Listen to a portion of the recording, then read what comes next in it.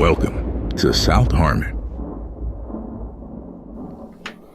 Wednesday night AMA, we are live and in the building. Yes, How sir. is everyone doing tonight? Adam, no fan jersey. What the fuck, bro?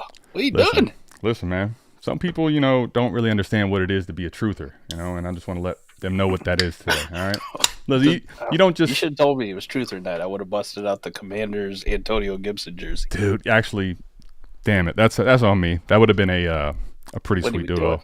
I mean, after the whole Joe Milton thing, too, I felt like I needed to draw some attention to myself after last I got week, a Carson Wentz jersey in the closet, too. I could have thrown that on. See, but the thing is, that's A.J. Brown, right? Like, you can just dress that up. You don't even have to pretend.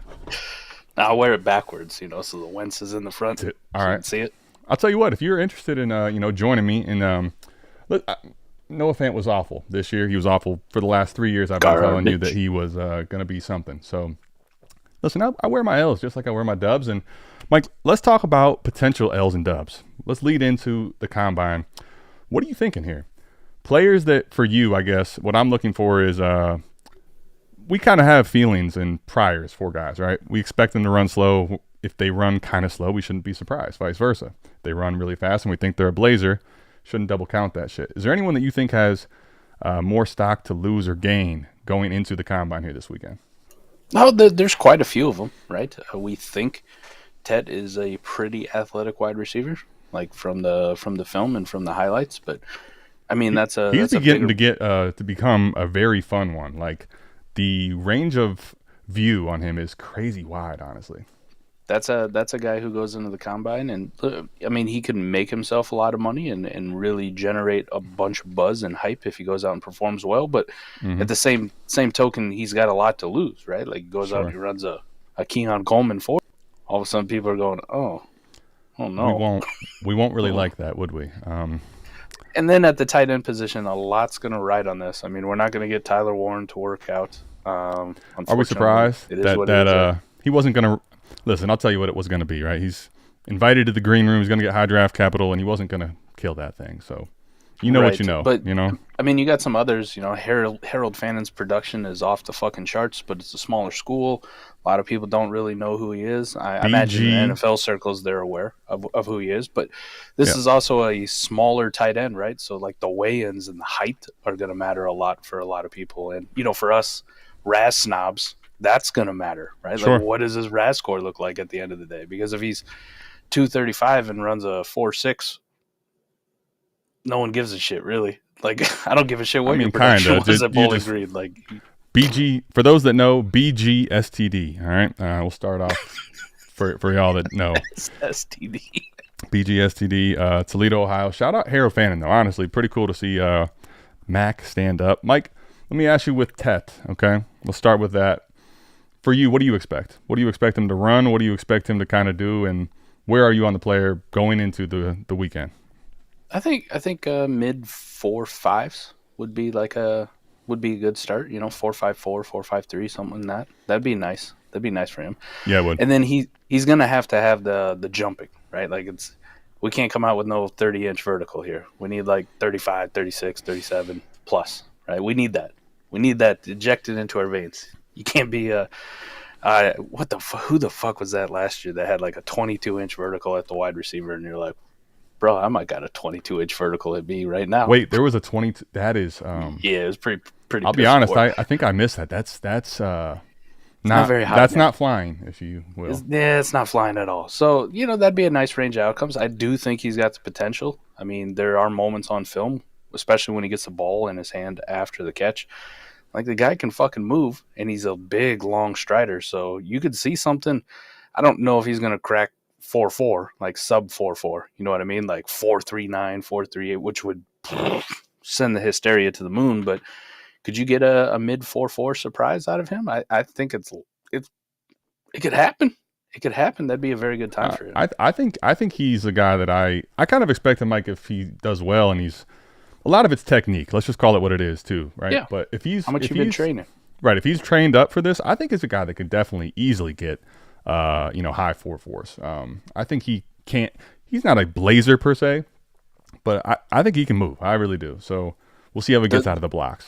The most interesting one for me at the combine, right? Jeanty's not working out. He's not doing anything at the combine. He don't.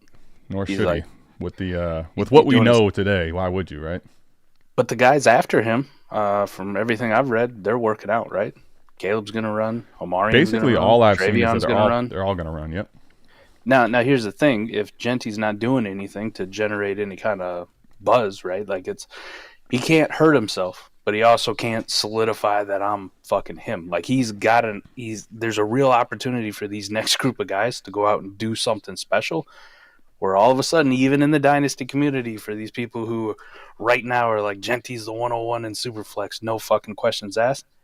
What if Omarion goes out and runs fast, or Caleb runs fast, or fucking, you imagine if Travion goes out and runs like a 4.37?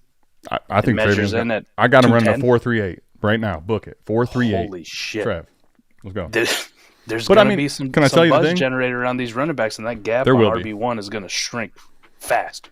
You think so? Well, here's what I'll say. It definitely will, and I think the three guys that you just mentioned for me are in my tier 2 in that they do have a lot to gain. But I think if there was one that's going to really blaze, it's going to be Travion Henderson. I think that, I think Caleb definitely can move, and I think same with Hampton, but I don't think those guys are going to go crazy.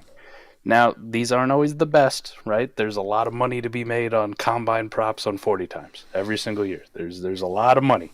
Sure. But just at initial look, the lines are pretty fucking tight this year. Like, they're pretty reasonable. There was a couple outliers, they had Jalen Milroe running a fucking 4.38, which would, bro, if that happened, holy shit, that was the over-under. But would you be surprised if he ran a sub 4.4? Yes, I think I would.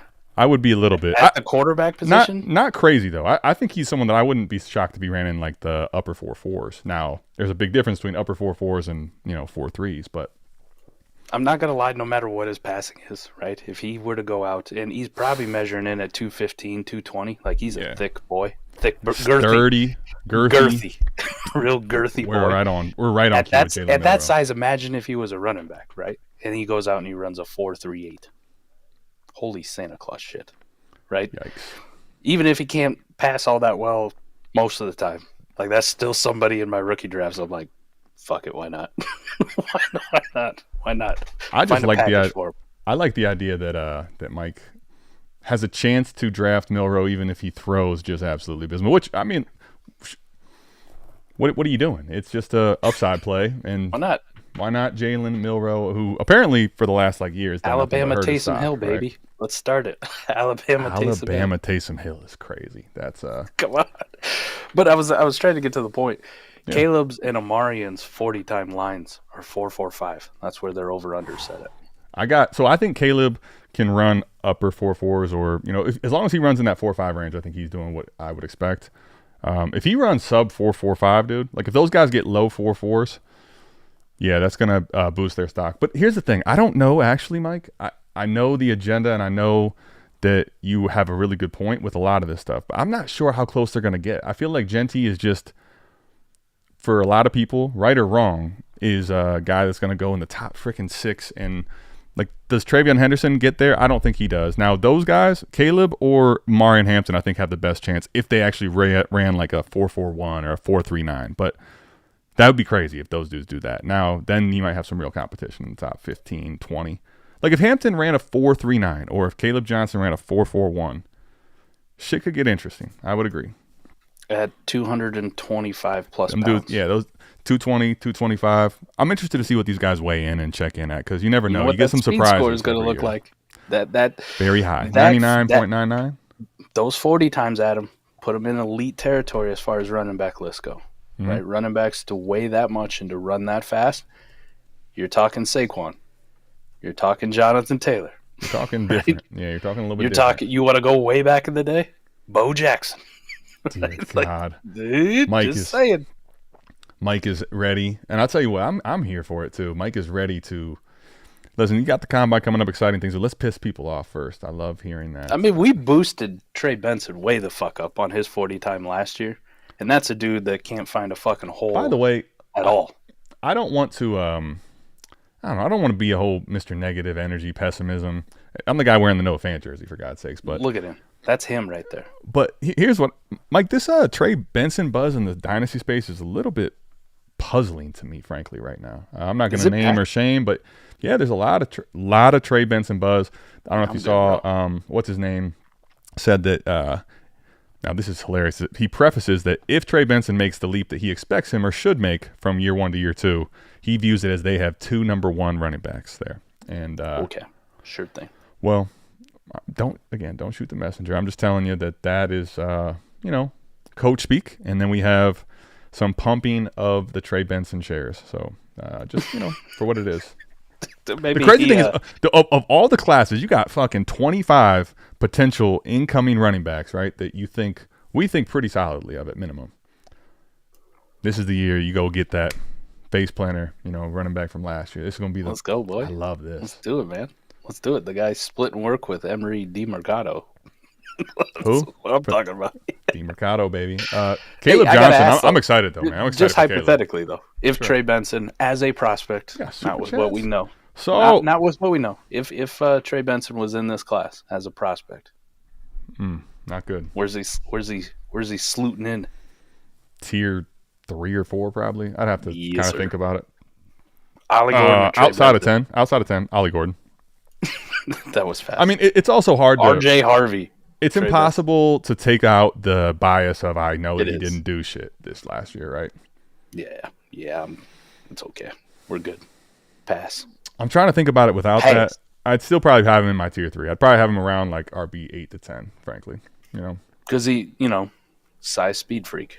Just really not good at running the football, allegedly. Trouble with seeing holes. There's issues. It's all right. You don't always get it solved. I heard once upon a time you're supposed to roll them in flour. Do you think there's a chance for? I'm trying to not apply. Do you think there's a chance though for him to be like a Tank Bigsby type thing where this dude didn't. You can't just gloss over that. It's well played. All right, here. I'll tell you what. Let me do this for you. Okay. We got Salt with a super chat, so let me go ahead and hit the button again. Let's cash for Salt and let's cash for Mike. What do you think? Cha-ching. Nailed it. Yep. And how about for Salt? By the way, Salt, what's going on, man? Where do you guys have bro Tootin? All right, so Mike, I have him not very high, but I do have him ranked in the class. I have him in the 20s. I just went through and did my ranks. That's fair. How about you? I got him. Let me pull up and give you the exact numero. I gave him as a sleeper. I got him 23 on my list. I put on a little Tootin film and watched a little Tootin film. I like him. Kind of impressed. North Carolina AT&T, what's going on now? Let's go, man. Right now, this also speaks to the fucking depth of this running back class. I have a hard time putting him in the top 20. But anything after that is fair game. This is also one of these guys where I could see a Corey Kiner that I got above him. Or a DJ Giddens or a Woody Marks or, fucking Taj Brooks, Rocket Sanders. Name a lot of these guys, depending on what happens at the combine and kind of the buzz you're hearing. Tootin can really jump these guys. He can go pretty fucking high. Realistically for him, dude, man, if he goes out and runs like I think he's going to, which is going to be in the 4.3s. You think he does? I think he's going to be in the 4.4s, but I know he's going to be a guy that I think runs well. I think he can fucking crack it. I think he can crack it, and I think his size is going to be impressive. You're going to be 205, 210, and that's what he's going to run. And if that's the case, man, with the production that you saw from last year and how his film looked to me last night watching it, this dude could knock it on the door to top 10 after the combine this week. For me. I think if things break correct for him, I agree with that because I could put people. I definitely can move my ranks very fluidly with tier 3. And tier 3 to me is about running back 10, 11. So if things break right for him, I don't disagree with that. Let me ask you, when you watched him, what stood out to you about Tootin's game, man? I don't know if it's just a number, right? Just a number. The fucking numbers matter a lot to me visually when I'm watching players like they do. Kind of like Sky Moore never did it for me because you wore 24 at the wide receiver. I'm like, this dude got no swag whatsoever. Fake scat back, right? It's the fucking number. It's the number and the way he moves and runs with the football. It just screams Aaron Jones to me. That's what it screams. He screams Aaron Jones to me. Now, I think he's even a little bit bigger. I don't know. Aaron Jones was right at that 200 mark when he came into the league. Wasn't he 205? I wanted to say, yeah, you're right. Just right above it. So, I mean, they got kind of the similar build. They got kind of the similar movements. That breakaway speed, just like, what the fuck? It just looks like they're running at a different gear. The difference is, like, when I watched Aaron Jones way back in the day, it's at fucking UTEP, you know? Like, it's like, who are these playing? Like, who? I mean, to be who's fair, working at Wendy's on defense here? To be fair, Tootin just, benefited from the new transfer portal and all that, right? Because he was a North Carolina A&T guy. I like his game. He's very shifty. I like the potential for him. There's other guys right now with what I know about what they're likely to run and what I think about their prospect that I have higher. It's not actually that much of a knock on him. It's just that he goes into my tier 4 or 5. You know where you can find more in-depth stuff like this? I think there's a place. I was just thinking about it. There's this new thing, draftguide25.com. Matter of fact, Mike, how about a AMA time machine? How do you feel about that? Go back in the day? Yeah, so not hot tub time machine. I would like to do a hot tub time machine one day, but AMA time machine. Especially because that one guy was fucking that really hot white chick in the hot tub. Like the titties were bouncing, and he was all like, I got a wife. Yeah, that was exactly what I was thinking too, for sure. Hey, yo, man. Is that the kind of hot time machine? No.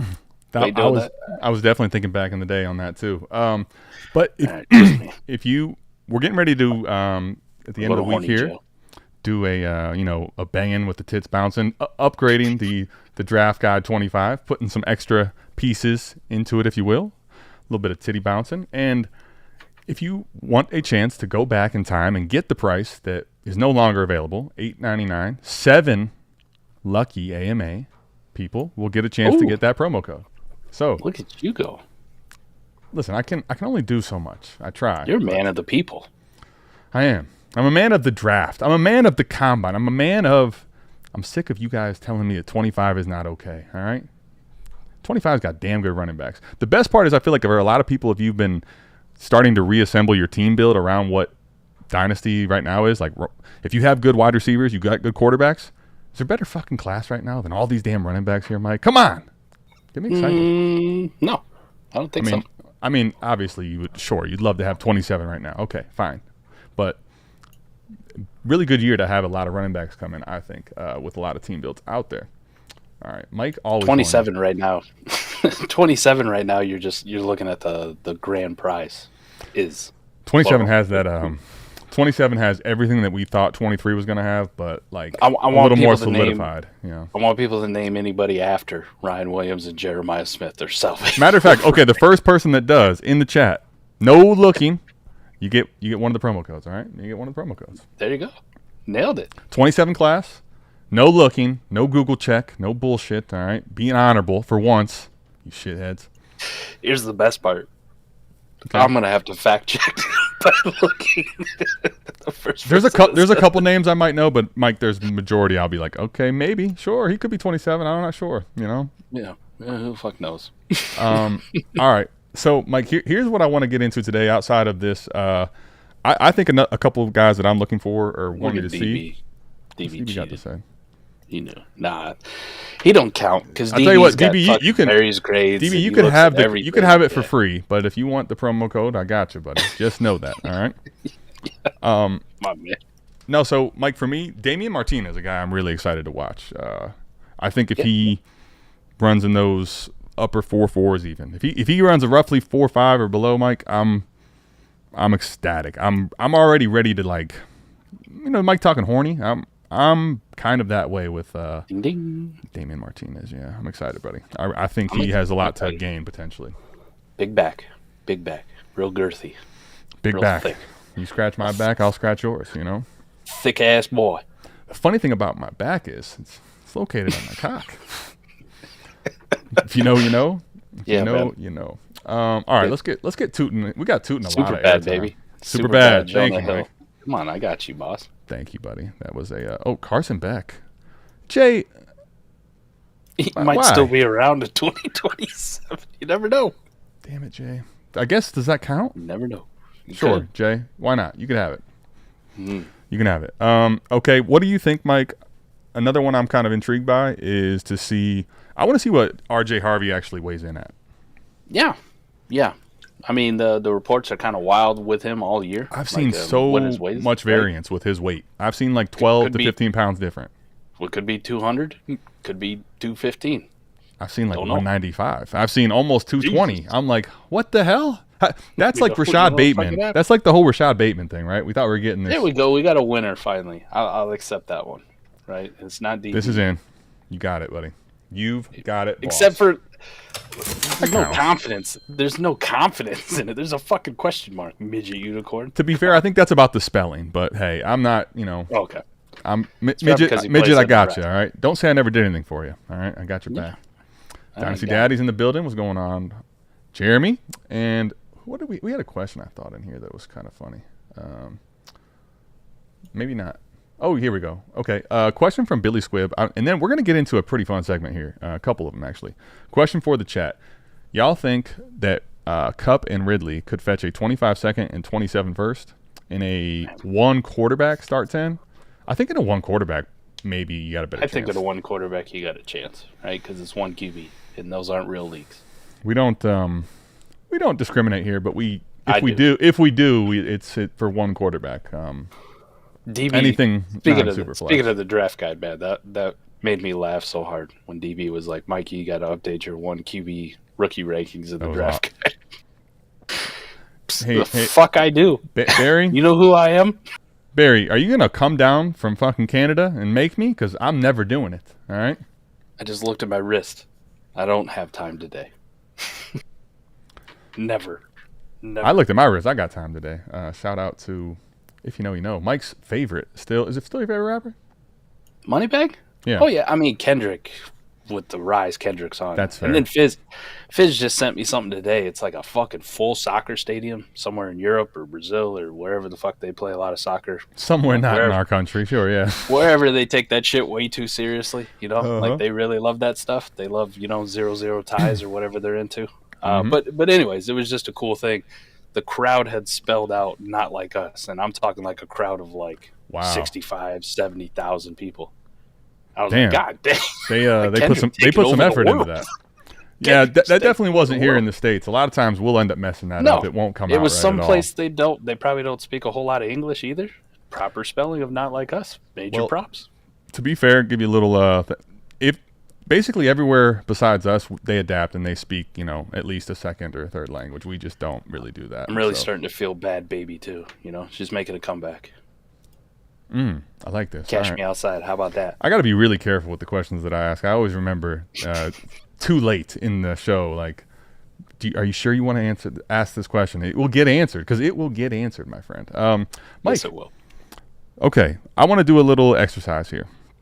I want to talk about, essentially, it's a game of a little would you rather. However, we're going to be choosing our fighter, and I think for me, I want to see where you're at right now going into the combine, and then how much obviously things will shift after a week. For where these players, some of these players in particular, you have them relative to a lot of the veterans, so to speak, and then maybe we'll throw in a couple picks to mix it up, but really more so the prospects as we're gearing up for rookie hype season's about to explode, buddy. And I know people don't think that because it's 25. I got news for you. It's every year. The fever hits, so we're gonna do that. What do you think? All right, let's go. I'm ready. Let's game face. All right, Mike. Let's go. So choose my fighter. Choose your fighter. All right. That's by the way, that's Jeanty over there with the little headband deal going. Bandana. Who you got here? Brian Thomas Jr. and Ashton Jeanty. Who would you take right now? Startup, trade offer, whatever it may be. Let's call it Thomas Jr. Brian Thomas Jr. No debate. Not really. Was it as close as? Was it not as close as your quick answer? Well, it's close enough. Like, you could convince me if I'm a contender and I happen to, already have a good team. I had the possibility. Sure. Maybe of taking Jeanty, adding him to my running back room. You could talk me into it, but I think I'd still rather have Brian Thomas, man. Liam Cole. So let me ask you. Let's say it's a 12-team Superflex lineup, start 10, right? Standard PPR, nothing crazy. Yep. What type of kicker then do you need for the Jeanty side, or is it not something where you're just giving a little extra kicker to it? Give me an early-ish second in this class. Early-ish second, okay. So let's call it a 205? Yeah, I could probably get behind that. 205. All right. That'd give me Jeanty and, let's just say, hypothetically, somebody in the range of like Martinez or Ollie Gordon, Sure. if they hit Okay. at the combine and get to round 3, round 4, early round 4 draft capital, something like that, to a decent landing spot. Yeah. All right. I get behind that. Let's talk another receiver. Let's talk JSN. Same conversation? JSN for you or Jeanty here? Man, the JSN thing is really starting to take off. Like, really, really starting to take off. The hype is crazy. I've seen people with wide receiver 7, 6 in the class. Yeah, like he's getting Dynasty. He's getting to uncomfortable territory for me. And this is. But isn't Jeanty in uncomfortable territory for you already? Yes. But the difference is, like, we think the draft capital is going to be pretty good, and you're going to go to a place where you're going to get workload, right? Like, some team's not taking you in the first to give you 40% of the touches, bro. Like, that just ain't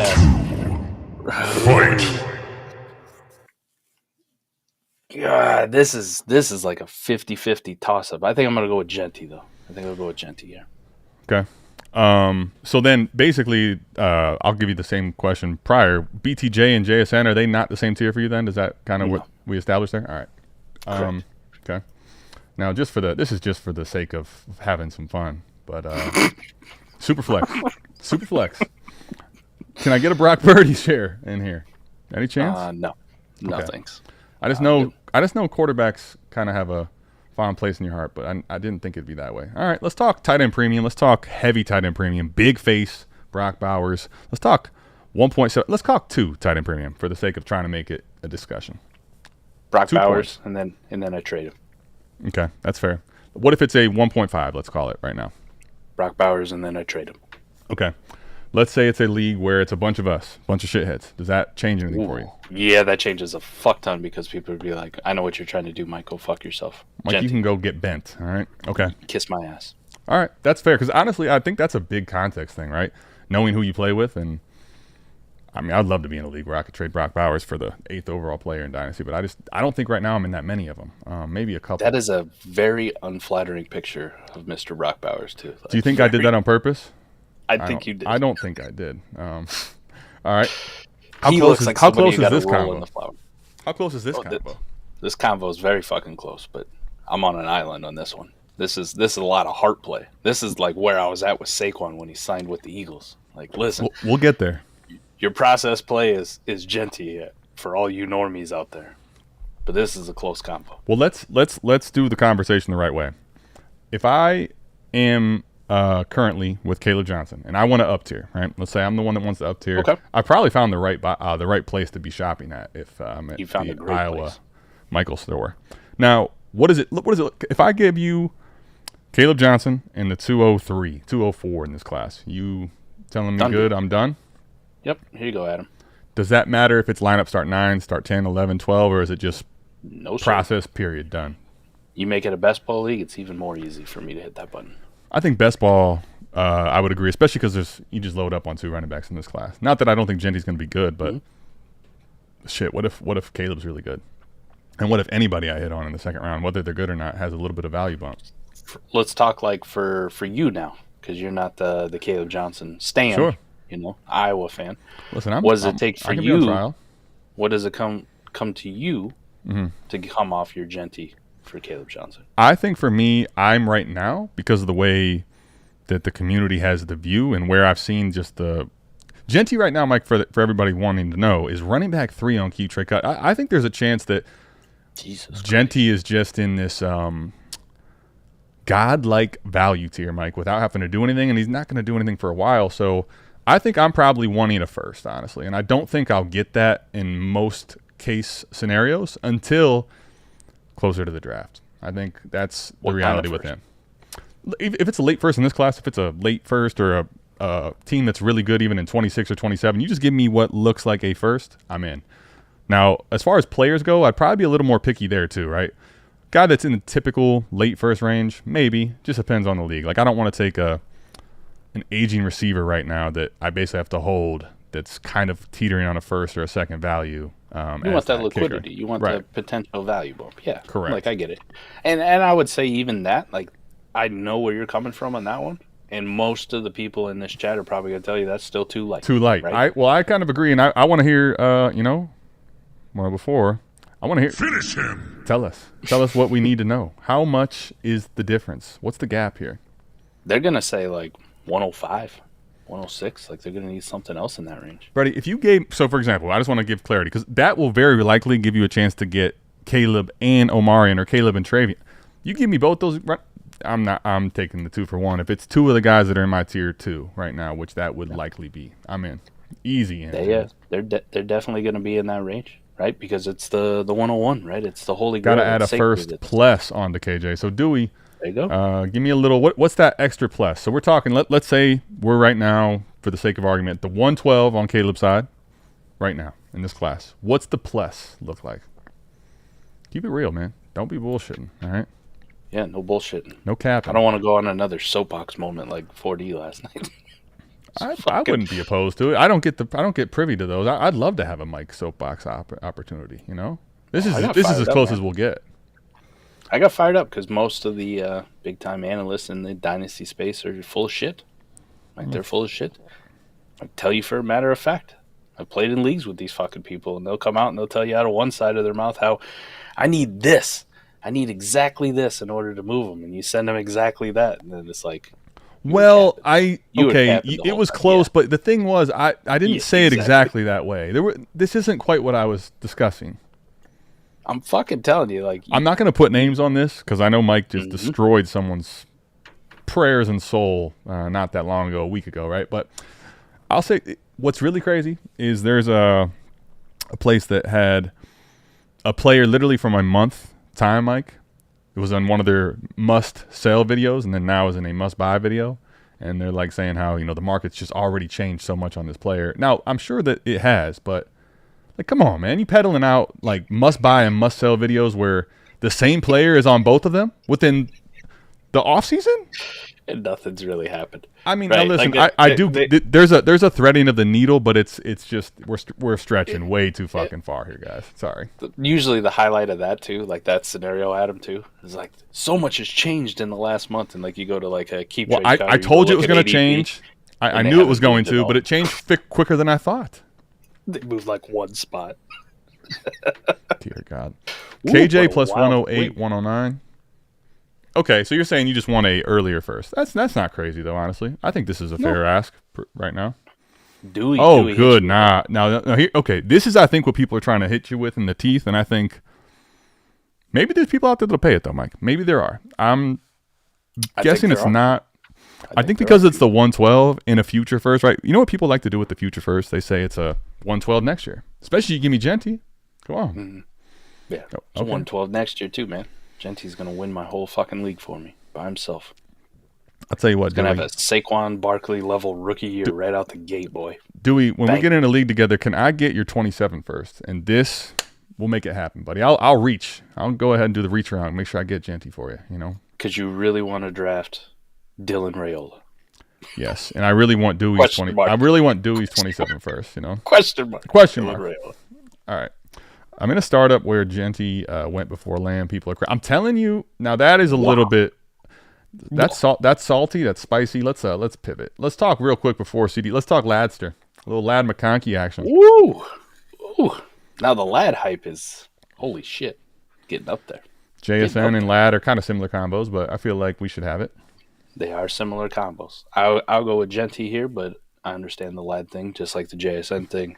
The only real problem I have with Lad too is just all these mocks that keep coming out where they have like the Chargers taking another passing game weapon, right? Whether it's Colston Loveland or whether it's Tet McMillan falls to them, or they take Luther Burden, something along those. Like it really feels like a lot of people believe there's going to be more target competition other than Quentin Johnston and a washed up not good Josh Palmer and DJ Chark, who did like one thing all year. Like besides that, like it feels like they're adding more to it, and not a super high volume passing offense. I know towards the end of the year it was a lot better than it was at the beginning of the year, and we hope that continues. But I don't. Man, Lad did a lot of work, but that's got to be a little bit concerning, don't it? Like just a tiny bit. I mean, I think there are legitimate reasons for concern at his value. I'll just say, Caleb, it's funny you asked. It was your channel. It was your channel. No, I'm just playing. Make sure you go, though, everybody. It was Caleb, exactly. Go check out Caleb's channel. You're not going to get me to do it. You won't get me to say their name, all right? I won't say it, even if there's a fire. But make sure you check out Caleb. I'll name drop that one. All right, good channel to check out. What's up, Caleb? How you doing, buddy? I am stocking 27 ones, even on a contender. Well, this is weird. How you plan to get Jeanty? Yeah, well, it's like foresight. Nah, I'm just playing. I love you, Dewey. And I do mean what I say, though. I respect the asking price is higher than the selling price for him. Or the selling price is higher than what he would give away. And I think with a guy like Jeanty, by the way, I'm going through with him first, but the reality with a guy like him is you only have a player ever so often on your teams that has this type of thirst, right? And it's right to see if you can extrapolate. Speaking of what former thirst, still the thirst. What about, let's talk a little higher than old Turdy, right? Let's talk a little CJ Stroud, Superflex. That were it. CJ Stroud. And Maddie and I said on 40 last night, we love the cliches that go around this time of year. Mm-hmm. It's CJ Stroud, and it's not even close. It's not even a discussion. By a country mile. Right? Okay. Like that kind of thing. CJ Stroud, pretty comfortably. Okay. All right, let's have the real fun one. Ooh. Speaking of time machine, this is a very real conversation, at least for people in Dynasty values at the moment when we don't have to play, right? Yeah. RB3, RB4 is basically right around this combo, and we'll save the good gushy for last, buddy. I'm going to do one of the things that I don't normally do. Get over here! Because it's my man Saquon. Like, one of the things I don't normally do. I set you up for this. I know what you're doing. At this time of year, fucking give me the vet. Give me quads, Damn it, man. I love what I'm hearing out of you. Damn it, I love what I'm hearing out of you. Give me quads. Let me ask you with this, because I think the conversation really here is how strong of a contender are we, right? Obviously, if you're not a very strong contender, this conversation in general is a running back, so it's mute there, but obviously we know what we're doing. We're taking the younger one. If you're not a strong contender, though, why are you even taking Jeanty? Like, why? To get what Dewey asked for, because I want that. That's it. That's the sole reason. Yes. I mean, because right now in startups, Jeanty is going 2 fucking full rounds before anyone else. Speaking of round 2, right? He's going way ahead of round 2. Fight. I think with this conversation though, Mike, if I'm a team that I am looking to contend right now, and I'm planning to bank on the Jeanty sliding into my lineup, I think the only real conversation to have is the negative. What if things go wrong? I think if Jeanty gets hurt out for the season, he'll still trade very well. I think he'll still trade like a top 10 back. I think Saquon still will, but I think Saquon has a lot further to fall. So it's really the conversation of how much better do we think Saquon's going to be in year one, or I'm sorry, in Jeanty's year one, right? Then Jeanty will be. So I probably would lean taking Jeanty right now, because the next several months are going to be all about having a young player that's all fucking the hype like this guy. But I'll tell you this right now. If I knew my league was a bunch of shitheads and I'm not going to be able to do a bunch of 40 moves, I might be okay just saying fuck it, man. Like, I'm just going to wait all this stuff out. We get to the August, I want Saquon. I want Iguodala. Thank you. I want Iguodala. Martians have the death ray pointed at Earth. Saquon Barkley. Yeah. Kind of crazy to think about how there was a lot of talk about Saquon, like, just not being him and not being quite that guy this offseason. What I wanted to say, Ashton Jeanty right now, Superflex, regular rankings, no heavy tight end premiums. He is already the 17th overall player in Superflex League, Mike. He is Patrick Mahomes. I don't have the graphic of Mahomes, but Mahomes or Jeanty? Mahomes. Drake May or Jeanty? Drake May. Okay. Where does the conversation start for you? Because I honestly went to Purdy because I feel like that's where it stops and you won't take it. Penix or Jeanty. Probably Jeanty. Agreed. Probably. What about What about Jordan Love? Jordan Love. Okay, so there's Kyler Murray. Last to try to thread the needle. All right, Sorry, I'm never gonna quit him. That's fair. By the way, for anybody who's seen Snowfall, I don't know how many people in here have seen this show, Snowfall. Mm-hmm. Maybe there's somebody in the chat who can do this. Lee in Snowfall, the main character's best friend, looks an awful lot like Kyler Murray. Looks an awful lot like Kyler Murray. Like, I think Kyler Murray's out there acting. Like, he did a show and didn't tell nobody. All right, let's talk reasonable. You got the 101. Whether you're contending or not, right? You're looking at splitting this asset, this crazy king. Split it into two. Okay. Hampton and Luther Burden. For the sake of the discussion with picks and going to the players, right? You're in the spot to get Marion Hampton, right? So you tier down, you're probably talking a 103, 104, 105 for that. Burden, 106, 107. But regardless, these are the players you're looking at walking away with, right? So you're even giving me the out of picks. Right? I'm on this one. I'm trying to say and give foreshadowing to people like what the ranges are. But these are the players. You're getting the players, not the picks, just for the clarity here. Okay. Getting the players, not the picks. Okay. Mm-hmm. Locked in already. Locked in. The draft already happened. Did a startup with the fucking players. I know you're thinking about the combine and the rookie draft coming up. Nope, this is already done deal. This is what you got. Done deal. Locked. Give me that package.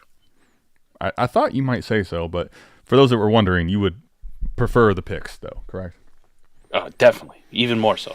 Like, that's saying it with your chest. That's I want Iguodala.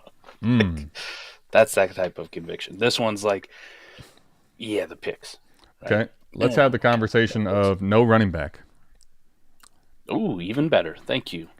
I'll take the 2 wide receivers. Thank you very much. This I think, is a deal, Mike, realistically. I know this I think you could easily get done, and people are going to say you didn't get nearly enough if you're in a rebuild type thing. Now, I probably would agree on paper the idea of Rome, where people are still down, right? And Luther Burden right now I think is very polarizing prospect. But would you take right now Rome Odunze in a, let's call it a mid-first for the sake of we don't know what's going to happen with him in the combine, where he's going to go in the draft, all that? Absolutely. Okay. What about, let's get a little spicier here. What about Caleb Johnson, Mike? And let's say you're going to get a first, but it's in 2028. Let's say this is now where the players are after past the rookie class. Yep. Let's say you get a 28 first now, devoided by a lot of time. South Harmon League. So yeah, a league that you are either commissioning or know the commissioners well. Yeah, 28 first and Caleb Johnson. It's a random league with where I don't know shit about these fucking people. I just joined it. Probably not, because I don't even know if that pick's going to the league's going to be around when it's time to make that pick, to be completely honest. There's a lot of leagues like that. Here we go. It's funny, I was going to go back to Lab, because it's crazy to think about this, Mike, where Lab McConkey's valued so damn high. Like, Lab McConkey right now, for those that want to know, wide receiver 12, overall 29 in Superflex. Cooking. Bro, you're talking a guy that's that highly valued, I could get a mid-first. And the crazy part is right here. But I would want more. And this is what I just want to talk about lastly with Jeanty before we pivot off of the Jeanty thing here. People are absolutely losing their fucking minds. I think he could be very good. I think he could actually live up to what we think a running back that's drafted in the top 10 is. But, man, we are paying maybe beyond that. And I think the thing about it is to remember, this running back ascension at the high-end level last year, I think is really playing into part of this this Jeanty hype, especially in this class that's a little more on the doo-doo side relative to other classes we've seen, right? Yep.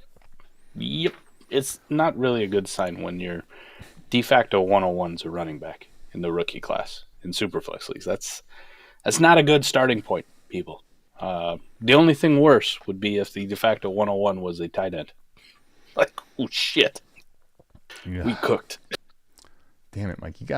You're getting me. We are fucking cooked. That kind of doesn't feel very good, what you just said there. Will you say that again?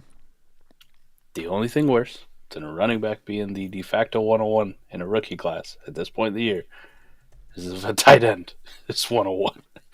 in that rookie class. That's even worse somehow. So we're not starting from a real great strong point here. I just want people to realize that it's not a real, holy shit, this is going to change the entirety of my Dynasty franchise. Sure. It's a running back. You're the 101. Back to the roots. There's a reason you're the 101. Is a one running back, a rookie running back, going to fix that for you?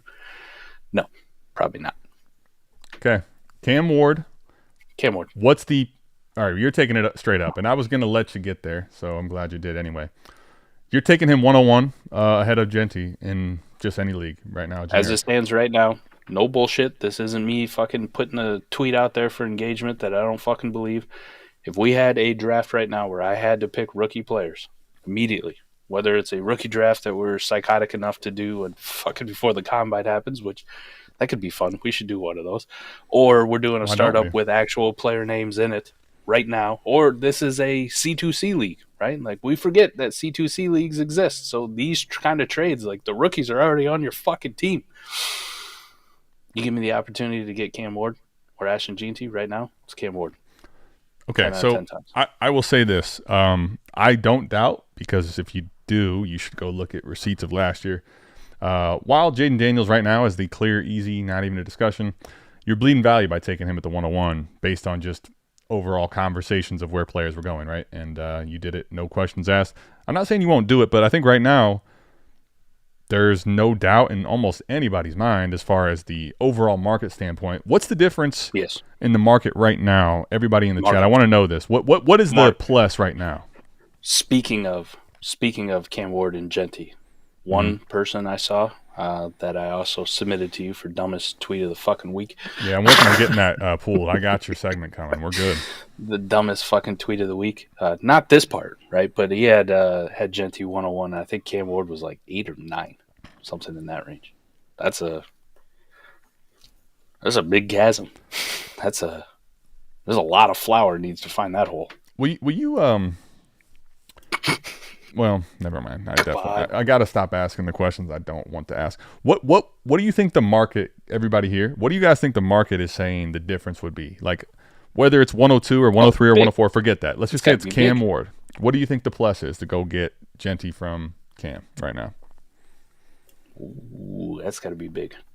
I mean, are we talking this big? Like Amari and Hampton plus Cam Ward big? I'd say Amari and Hampton plus. Right? Wait. Like Cam Ward, Amari, no, I'm saying Hampton, plus. Another plus. No. You got room for 3 up there? I mean, no, but I can always squeeze. I mean, listen. Can you throw Trey Harris up there for him too? Oh, buddy, that's a nice little pool. By the way, you like that one? I'm starting to see.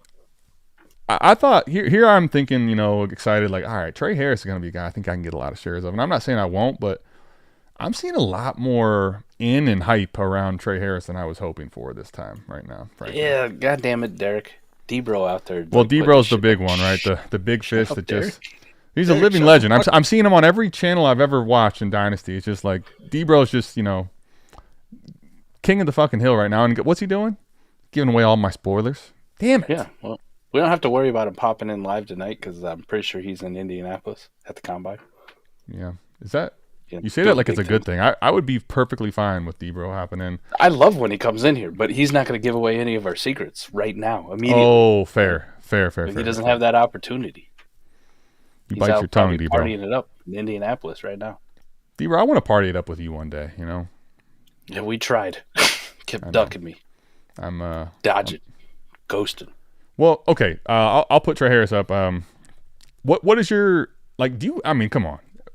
Let me just ask the people in the chat. I need some sanity check. Are we being serious right now with more than this for Jeanty? And is it a Trey Harris level prospect? A lot of people got Cam Ward at 6, 7, 8 plus. Like, dear God. Right now? Please tell. Like, right I need to know this is not real. That's what this already right here, Mike. This already right here is enough to really kind of like, if I take it on the chin, I can take it on the chin. But Cam Ward is a guy that's going to be going top 5, top 7. I haven't seen a mock where he falls out of 10. Now, if you're a believer that Cam Ward is going to fall out of the first round, which listen, we've seen crazy things happen. If that's the case, okay, fine. I can get a little more behind you saying no. But if we're talking about right now a Cam Ward that's drafted inside the top 7, 10 picks, plus Omarion Hampton, let's even say worst case scenario, he's going round 2. He's going early round 3. There's no way this kid falls out of day 2. This is a package that's serious for one running back in this class. But I need to know, man. I need to know. I do. I need to know. A 27 first and a 25 second plus Cam. You're saying. So you're saying, yeah, that was I don't see it. Seems too much. I'm kind of with you mixing it up, but at the same point, like, I don't know. I mean, I know you listen to a lot of our stuff, and I think a lot of times we're a little bit different than the market overall sentiment. I think right now Jeanty is the moon or go fuck yourself right now type thing. Where does Keep Trade Cutters have Cam Ward? That was actually what I was going to say. So he's outside of the top page, which is the first 50 overall assets, and that puts him at. Holy balls. Maybe I'm tripping though. Maybe they've QB 19, right behind JJ McCarthy, in front of Bryce Young. I know you're on board with JJ. 51 overall. So literally, if you would have just clicked page 2, he's the next guy. Right there. Just needed to click one time. Damn. Just need to click one time. So Cam Ward. So that puts him as an early 5th round startup pick right now. If you're going off of that, early 5th round startup pick. Jeanty is what? Second. Mid round 2. Yeah, he's mid. He's pushing closer to early, honestly. Now. Where's Hampton? Hampton is 53. He's behind. I was about to say him and Cam are basically probably the same range, 102 to 104. 53. So if you're in a startup right now and you had a mid 2nd round pick and somebody offered you 2 early 5ths, you'd say no. I mean, you'd ask for more. But you're telling me that are we being serious about this? I'm fucking breaking my phone, honest to God. I'm still floored by Salt's little nugget drop here. And by the way, Salt, I'm going to continue to put the pressure on, and now do it publicly. How are you such our guy, but you're not even in the Savage tier? Like, upgrade, my guy. Just one more bump up. Come on, come join the rest of us. It's fun up there. Trust me. But it is fun. Salt did put a nice nugget in there. Trey Harris's real name is Cleveland Joseph Harris III, hence the Trey, which is fucking chef's kiss. What's up now? That's dope. I really like Trey Harris. Now, I like him because I think he's going to be a solid receiver at the next level, and I think he's going to be appropriately drafted. Or I think he's going to be appropriately priced even in this draft. So we'll see, though. I don't know. That's what I would want for the 101. We went into the film session last Thursday, really to kind of get a sense of like what Jackson Dart is, like to really watch Jackson Dart, and is he a first rounder, and can you see it, and what's that mean for his dynasty value? Like to answer a lot of the questions we had on AMA last week. And I came walking away not disappointed in Jackson Dart, actually, like, okay, I can see it, that kind of thing. The Trey Harris one, though, I came away from watching Trey Harris as just kind of an afterthought, like a mid to late 2nd round kind of guy, going like, God damn, Trey. Like, that's what's up. Trey, what's going on, my man? Yeah, you're fucking cooking. I just loved, I don't even remember who the fuck they were playing. It was a fairly big-time school. It might have been Texas A&M. We might have been watching that game. For whatever reason, until like the 4th quarter, they kept press covering this fucking man. Like, they kept getting up on him. And I'm shit you not, Adam, even when Trey didn't even get the football or the play wasn't designed for him, he continually, like, would beat this fucking cornerback within like the first 5 yards and be 2 or 3 yards past him all fucking game, just over and over and over again. And I'm sitting there, I'm like, what kind of defense coordinator is sitting up in the box watching this going like, yeah, we should call press coverage again. We should put the corner right up on him. Like he's got really getting his grill. This time he's gonna get his hands all over him, his mitts. Yeah, this is the one time that he's actually gonna fucking cover him. All right, let's I'm ready to pivot to I just want to know, is there someone that's let's call it a lineup start 9, a lineup start 10, right? Shallow league for the sake of the conversation. I think there you go. Now we're getting into a little bit more context here. Are we still like, okay, lineup start 10, lineup start 9, regular PPR league, nothing too crazy, regular tight end premium. Are we not taking this package of 3 players right here? You're not taking Trey Harris, Cam Ward, and Omarion Hampton, given the fact that we're looking at a potential tear down, obviously sizable, but Jeanty to Omarion Hampton, which could be the 2nd overall drafted running back in this class, could be a 1st round running back, late 1st round running back. could be very early round 2. What Mel Kiper had him at 12 in his mock draft to the Cowboys. Was it? That was Jeanty, right? No. Oh, Hampton? No. It was Amari and Hampton. He had Jeanty going a little bit earlier. I was looking at a different one on it. Okay. Yeah. I'm going to pull it up. Pretty sure Kiper's mock had him at 12 to the Cowboys, which we're like, oh, shit. Now, that would change conversations for sure. Let's see. Mel Kiper. Let's pull up the latest mock, huh? Yeah, it's like mock draft 2.0. 2.0? All right. Let's do a little hone here. So we got Jeanty at 6 to the Raiders, and we do. Amari and Hampton to – dude, if this is the case, there's no way you're getting this done, right? Just saying. I'm just out here saying. Like, I know some things.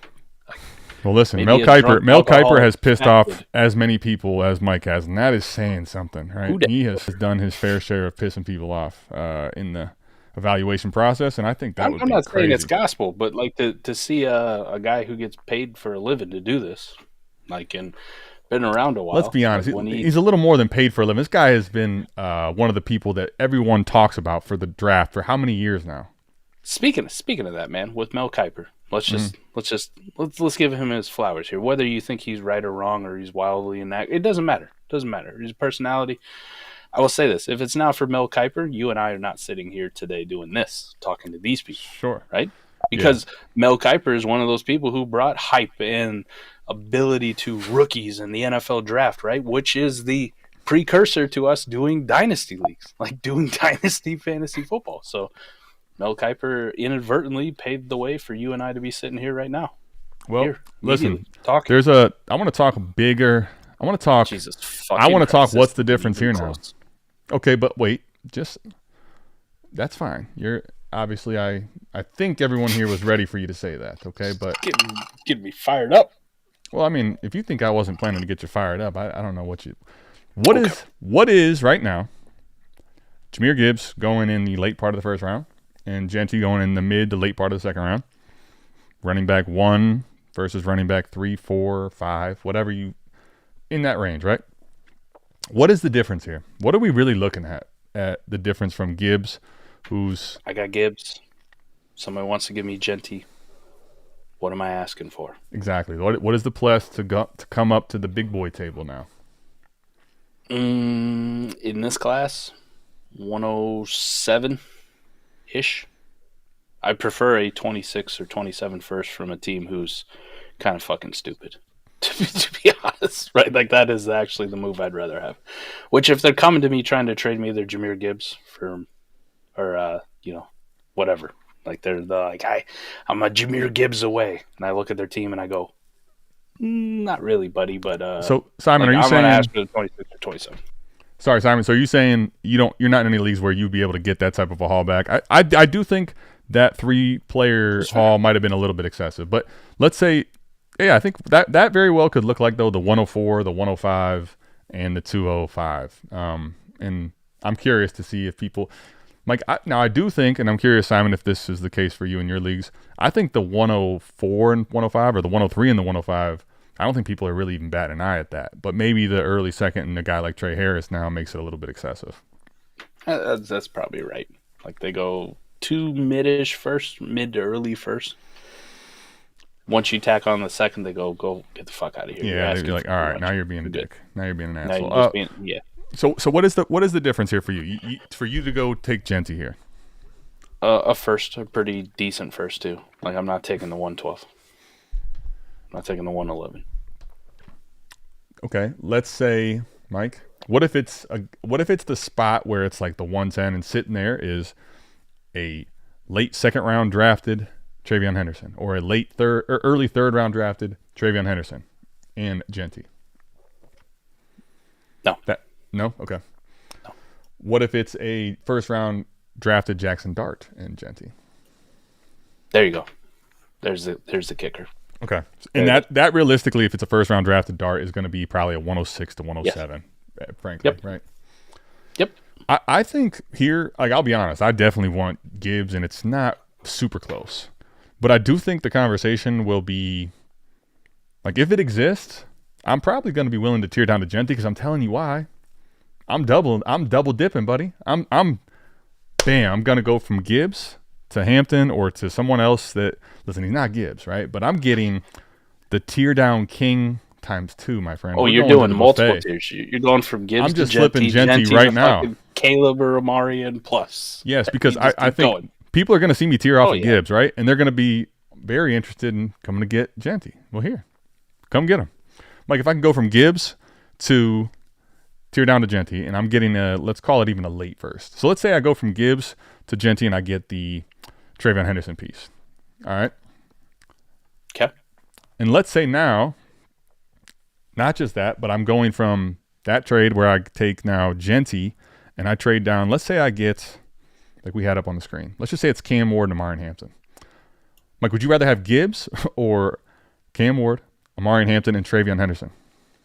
Oh, yeah. See what I'm saying? That's where I think the whole exercise there, roundabout way to say, finish him. Like there's a lot of ways where you can extract value that you might rather have than Jeanty, even if he ends up fucking being him. So there's a combo, man. I'm gonna go ahead and pull up your what the fuck tweet of the week, and we'll get to questions. We'll get to all of your Dynasty crazy questions, and we'll get Mike out of here at a reasonable hour, which is not all that reasonable, you know. It's reasonable-ish. Listen, after a rough day at work, there's no place I'd rather be than hanging with you, Adam, talking about Dynasty and rookies, and answering the people's questions, having a good time, and drinking vodka, of course. Got to get it in. Absolutely. Right, you got to love that shit. Yeah, but here's I think the reality, right? I'm not even, when it comes to this, I'm not having the conversation where I'm saying that I'm not in the business of trying to say that he is. That's not what I'm saying. I think he will end up being a very good running back. He's not someone I'm afraid of being my running back one on teams, but I'm not saying he's Gibbs. However, I just think the reality is, even on some of these really high running backs that I like, man, if there's a chance where I can get to Jeanty, right now Jeanty's an asset that I want to have for Mike's sake. Like he said, I want to flip that player personally in a lot of leagues. So while you're pulling this up, I just want to be very clear about something I said earlier, Adam. Like, very, very clear. Okay. We have Jeanty right now, and we'll use Keep Trade Cut as a barometer of this, right? Just so we have a nice baseline, even though it can be wild at times. Sure. The people who vote on this are interesting folks sometimes. Jeanty is the 17th overall player right now, right? We talk about a mid-second round startup pick. That's kind of where that range would fall. Yep. Running back. Next running back in this class. Right, the next running back in this class is Amarian Hampton, and he's at 53. We're talking a early 5th, right? So we're talking a good, let's just call it 3 rounds of difference between the two. Yeah, I'm telling you, crystal clear as I can be, with Jeanty not working out at the combine, not that that's a negative to him, but the opportunity exists. Maybe not for Amarian Hampton, maybe not Caleb, could be Travion, could be somebody else, could be Ollie Gordon, could be fucking whoever. That gap is going to widely close and shrink. That is my prediction. That is by one of the backs, not picking a name, by the field. I'm not picking up because Amarian could disappoint, or Caleb could disappoint, and Travion could wow, right? Or Travion could be mid, and Caleb goes out and runs something fucking stupid, or Amarian does. Sure. One of those guys. That gap of 3 fucking rounds is going to wildly close, where it's maybe Jeanty is still a mid-second. Like, he might fall off just a little bit, but mid-second feels about right. He may still be mid-second. I'm telling you, that next guy has a real opportunity here after this combine to be like early 3rd, right? And we're like, okay. It's not Jeanty by a fucking landslide. I'm not saying they're going to overtake him, but they're going to be right on the fucking heels here after this week's over. Like, there's going to be a dude who's right on his fucking heels. So what you're saying is basically, when we look at that, the choosing your fighter, what you're saying is you think one of the backs, when we look at those trades with Cam Ward in it, that's not going to exist any longer. It's not. It exists now, today. Right. And we're like, yeah, I definitely take it because you got the player name. But if you gave me that wild card where it's Cam Ward and then just a question mark next running back, RB2, right? That's what you're to put on it. It'd be fucking the RB2 dude, and I don't give a fuck if it was Cam Ward or not. You could have put Jackson Dart in there. You could have put Emeka Ibuka or Luther Burton. It's like, we're going to be fucking razor thin with Jeanty right on his heels. It's gonna happen. I'm sorry, Simon. I appreciate you acknowledging this because I know for Mike and myself, he's RB1. I'm not saying he's Gibbs and Bijan. Yeah, I'm not saying he's like unheralded RB1 in Dynasty and no one should be having a conversation. I don't have a problem if you have Bijan personally. I think they're in the same tier for me. I have Gibbs. If I wasn't a sack of shit and would update my overall Dynasty ranks, for the first time in like 6 months. I did rookies. What the fuck more do you want, people? What do you want from me? If I were to update them, those guys would be in tier 1 right now. Okay, now this is a good this is an interesting conversation, right? Mike, when we look at the rookie fever, right? The rookie euphoria, the hype train. The thing about it is, I know we're saying this mixing up like where we might be buying Jeanty at his highest point. Yeah, we are right now. But I can tell you I can't say for certain with a specific player or a specific prospect. But overall, the picks are not done accruing value. Overall, the hype train is not going to be done after the combine, right? So while that's the highest price point for Jeanty at the moment, there still individual might be, player? Yes, there still might be where he's going to be going higher in May, in June, in July. I think that's the clear definition. If mixing it up is talking about Jeanty, just the player, right? He could be correct because also 100%. One individual player could vary from that, right? Let's rewind to last year at this time. It was Caleb Williams by a landslide over everybody else. And then we started to actually get the conversation, not just on Jaden Daniels, who I was in on, but you and I were having the conversation about, do you take Marv over Caleb Williams, right? Like that. There was a sincerely high number of leagues where Marv went at the 101, right? So like if you were just to look at Caleb for last year, Caleb Williams at this time last year, that might have been the highest or the most valued that individual player was. Not the pick, but just the individual player that you were going to get, right? The most fervor around it. Because as you went farther along in the process, there was more names who, like, Jaden Daniels has entered the chat. Marvin Harrison has entered the chat. Malik Neighbors has entered the chat, right? Like, and all of a sudden, while the rookie value and the pick value went up, the pure luster on Caleb Williams, the shine kind of wore off. We're gonna have a little history lesson. Speaking of time machine, huh? We're gonna have a little. Let's go back and see. So I just want to see February 28th, roughly, right? At that point, what Caleb was going for in leagues at that point. So let's do a little hone. Apply. Okay, so Caleb Williams, Mike, at this point last year, I'm looking at picks. So let's call it the 101 for the sake of it. Is the mid part of round 1. Now, can I get players? I think I can. Caleb was going at the right behind Marv at the 14th overall. Marv was the 13th overall. So early part of round 2. I do know he was ended up being a first round startup pick. Now the point, it really wasn't much difference and much gain, but there still was a little bit of gain. To your point, with every individual player, you can't guarantee that. There's actually some players that might, on their own merit, go down. But overall, the hype train for this class is not done at all. And overall, all the players, there's going to be more that go up than go down across the landslide. Now, Jeanty being valued at this point, that could be his highest. He could end up going down. I just don't project it unless a lot changes from what we know today. Probably the most egregious, and I'm talking minuscule amount, like of Dynasty value on Keep Trade Cut from this time a year ago, which when I sort by Dynasty value, Marv had a nice little dip for some reason right after the combine because he didn't do anything. Right. Like he didn't perform. And what happened? Right? This is an interesting point with Amari Hampton and all these guys that went out there. Who went out? Rome went out there and killed it. Malik Neighbors went out there. All these guys went out there and killed it. They participated, right? Xavier Worthy broke the combine record. Xavier Worthy ran a 4.2 fucking 1. John Ross, who? Right. Brian Thomas went out there and was like, "What's up?" We kind of knew he was going to be a Blazer, but he was really a Blazer. How we doing? And then, I mean, that kind of coincided with Jaden Daniels at the time. So that was like one of those guys who kind of rose throughout the process. But that wasn't one you fully realized until the NFL draft. Like, he took a massive jump after he got the draft capital. Because people weren't sure and believing and locked in that he's going to be number 2 overall, right? But think about Jaden Daniels this time last year, pick overall 27. He's literally going to pick behind Brock Purdy right now a year ago. Yeah. Just food for thought. I mean, remember when I pulled that up? I was just a Brock Purdy hater. Remember when I pulled that up in Mortal Kombat, Mike? The pick your fighter? There were people that fucking took that Brock Purdy like it was Jaden Daniels last year, buddy, That's crazy. Why is he taking Jaden Daniels? Give me Brock Purdy. I want Iguodala. Dude, it's actually really, really crazy to think about.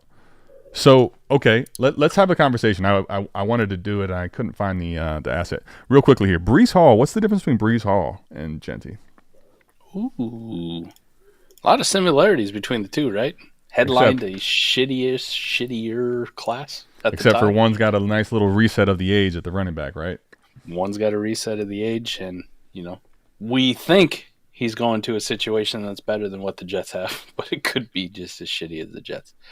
Also, shout out to whoever the fuck that mock drafter was that at one point put Ashton Jeanty to the Jets, and said, "Oh God, what Breece Hall's never broken 1,000 yards rushing or whatever. Like that fucking mattered, even though he's like a 1,500 yard scrimmage guy. You know what? Whole offense. This good on him. I will say, you just reminded me that I wasn't sure where I was going, and all of a sudden it couldn't be more clear. Yeah, you get a nice reset on age. Bro, what are you talking about, man? What's this guy's deal? I know. Clown question, bro. Yeah. All right, Mike. The time? What the fuck tweet of the week. One thing I'm not at least bashing the person. We're bashing the tweet. All right. And here's the thing. This tweet right here is what Mike wants to talk about. We're going to talk about it. Damn it. And Mike, what do you have that's so ridiculous about this tweet here? Tyler Warren, 103, Superflex. What are we doing? He got invited to the green room. What are we doing? No, Mike, this one is interesting, and I don't think most people will draft this high, but I do think one thing I've talked about already, and I think it's going to be very real this offseason, the Brock Bowers effect, man. This is the Brock Bowers effect. I'm not saying that it's correct. The Brock Bowers effect, though, people start chasing, man. Don't go chasing. They're chasing the shit out of this. This is fucking dumb. This is dumbest shit I saw all week, right here. Well, why? If you think about, go ahead. Here's the problem I have with it. What's the logic behind putting a tight end at 103 right now in your rookie draft rankings for this class? What's the problem with it? One, you hit on it though, the Brock Bowers effect, and I understand that one. But could they be more wildly different fucking prospects? Could they be more wildly different? Let me just say this. I want to preface with Tyler Warren. I want to put you aside. This actually isn't a fight about you, okay? Brock Bowers is different than than almost every tight end prospect. Period. Done. It's not your fault, Tyler Warren. It's not your fault. Tyler Warren is just going to be the poster child of dumb. Here's a simple fact, right? If this was a tight end of Brock Bowers' profile coming out, right? If this was a tight end of Brock Bowers' profile coming out, I would completely understand this, and this wouldn't have never made the fucking show, right? But it's not. It's a fifth-year tight end. It's a fifth-year guy. Brock Bowers didn't win. 18 fucking years old as a freshman in the SEC. And he did it every fucking year he was there at Georgia. But Tyler Warren can pass, and he can pass. Ooh, great. Awesome. Dude, you put Taysom Hill at 103. But the good version, the really good Taysom Hill. This is what really this is. Good version. So he's got running back at 101, tier break. Understand. Okay. That's pretty much sentiment for a lot of people. Sure. I have issues with it, but, I'm not going to pick on you for that bullshit. Sure. Travion Henderson as your second running back, put him at 102 over Tet, over Shedeur. Look, Cam Ward. Okay, now you're starting to, piss me off. And then I got to 103, and I was like, God damn it, we really have a fucking tight end up here already? This is what we're doing? We're putting a fifth-year breakout tight end at 103? Lock. Well, I will say, send it. I mean, I'm not going to. I will not be up here defending this 103. You already know, if you listen to me in prior shows, how I feel about the tight end position. If you don't know, it's not a position I care for. And even the 2 tight end premium, I'm not doing something like this. What I will say is that the crazy part is thinking about this is almost a 6th-round pick in startups right now, Mike. The worst part of this whole fucking How insane is that? The 103 right now is almost a 6th-round startup pick. The worst part of this whole fucking thing for me is no positional value, right? There's no positional value baked into this. Meaning, the guy puts Tyler Warren at 103, okay? He puts Colston Loveland at the 111. So we're already assuming these guys got draft capital, the whole work, right? They hit off. You're saying that the gap from Tyler Warren to the next tight end, Colston Loveland, who's good enough to make your first fucking round. It's Mars. Like, good enough to be, right? It's fucking Mars. It's a chasm. It's a chasm. Even though we only have a couple quarterbacks guaranteed first-round draft capital in here at all, and then a massive fucking fall-off, there's no, like, draft sequence involved in this. So there's going to be somebody who takes Tyler Warren at the 103, the dude who takes Colston Loveland at the 111. Thank you, Bargustus. Like, damn it, you're so right on this. I basically got the same shit, right? The guy who takes Harold Fannin at the 203 is I basically got the same shit as the 103.